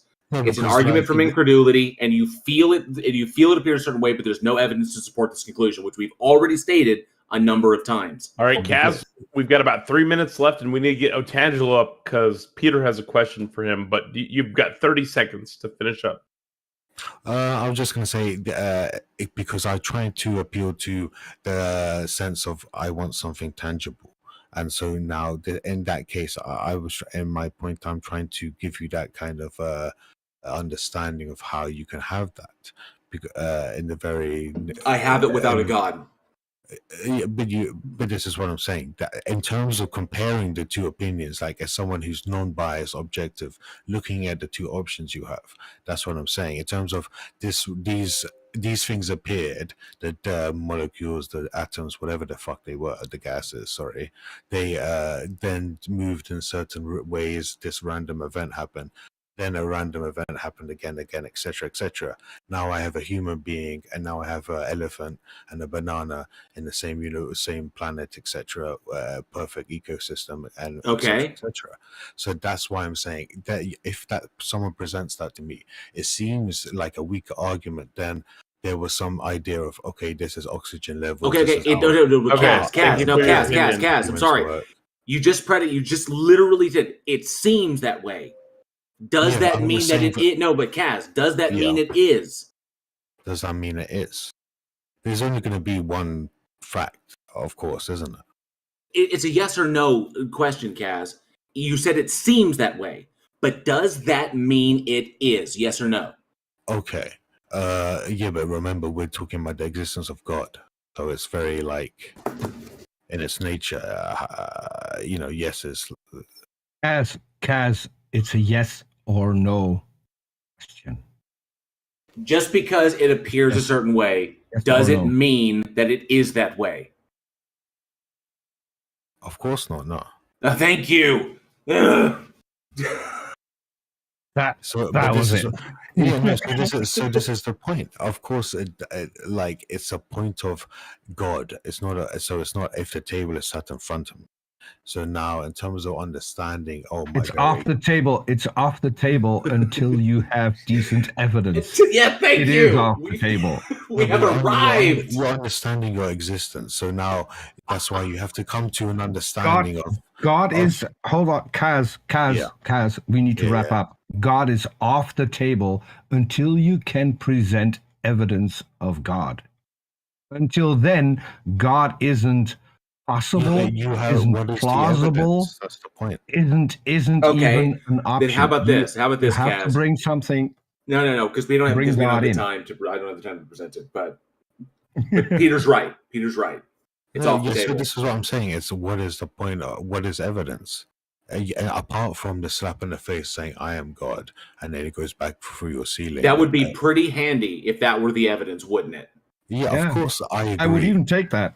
I would take that. That'd be wow. But what if I say to you that cooking a homemade meal is better than eating some all right, guys.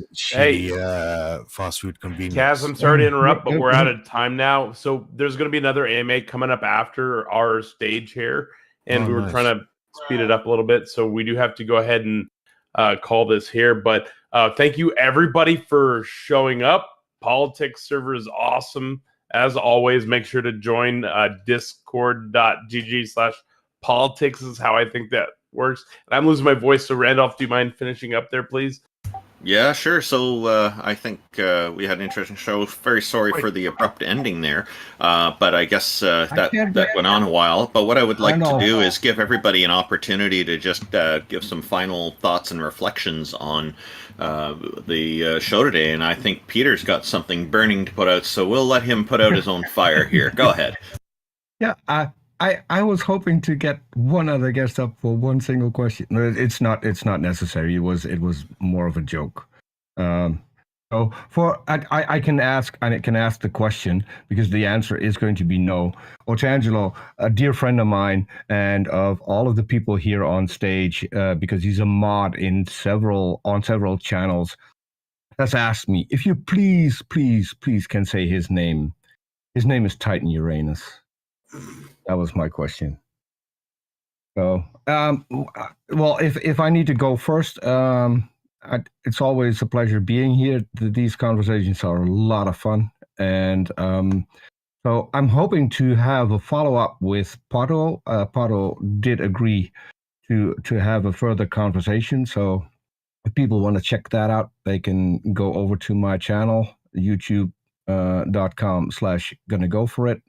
We'll hash out a day and time, and then we'll see whether or not I can be present, or if we have a completely different conversation, because I would be fine with that as well. Again, thank you, Taco, for putting all of this together. It's so much fun to do. So and those hours just fly past. It's one of my favorite things to be on the stage here. So, and thanks obviously everyone for listening in. Thank you for the guests for coming on, and see you in, as Randolph would say, a fortnight. Thank you very much, Peter. TJump, did you have anything you wanted to cover before we ended here? Nope. No final thoughts, no perspectives to share? Okay. JL Warren, go for it. Thank you so much. This is always a pleasure to be up on these stages. I know it gets a little heated every once in a while. There's a strong, personalities up here, but that's what makes it fun. So I appreciate everybody coming up. Peter, Amy, Randolph, TJump, Taco, and of course, Taco for putting it all together, and Jeff Spatchcock, who was here earlier. Thank you to everybody in the live chat who was listening in, everybody down on the stage. Sorry we couldn't get to everybody. It was a blast. But yeah, look forward to doing the next one. Sometimes, apologize about that previous, I just, oh man, that was just like ants crawling up my spine. But yeah, we'll see what happens the next one. Great. Thank you, everybody, for being here. Amy Newman, did you have some thoughts on any of the conversation that happened today that you'd like to share or clarify on, or share some perspective on? Sure. I don't think that any of us became more convinced of a God today, but I appreciate all the people, the theists that came on to talk with us. I do think that we are looking for the best arguments. I appreciate someone that, they could bring up many, but I think that we're looking for the one specifically that convinces them, because I think that tends to be the one that if it's strong enough to convince you, hopefully it convinces others. I don't think God is a conscious being, or let me put it this way. I don't think this conscious being exists. They could. It could be if there's evidence that we haven't come across, and so we'll come across it that one day and we'll change our mind. Until that time, all of the empirical evidence actually seems to be that critical thinking, consciousness, these words that we use, are part of the physical process, part of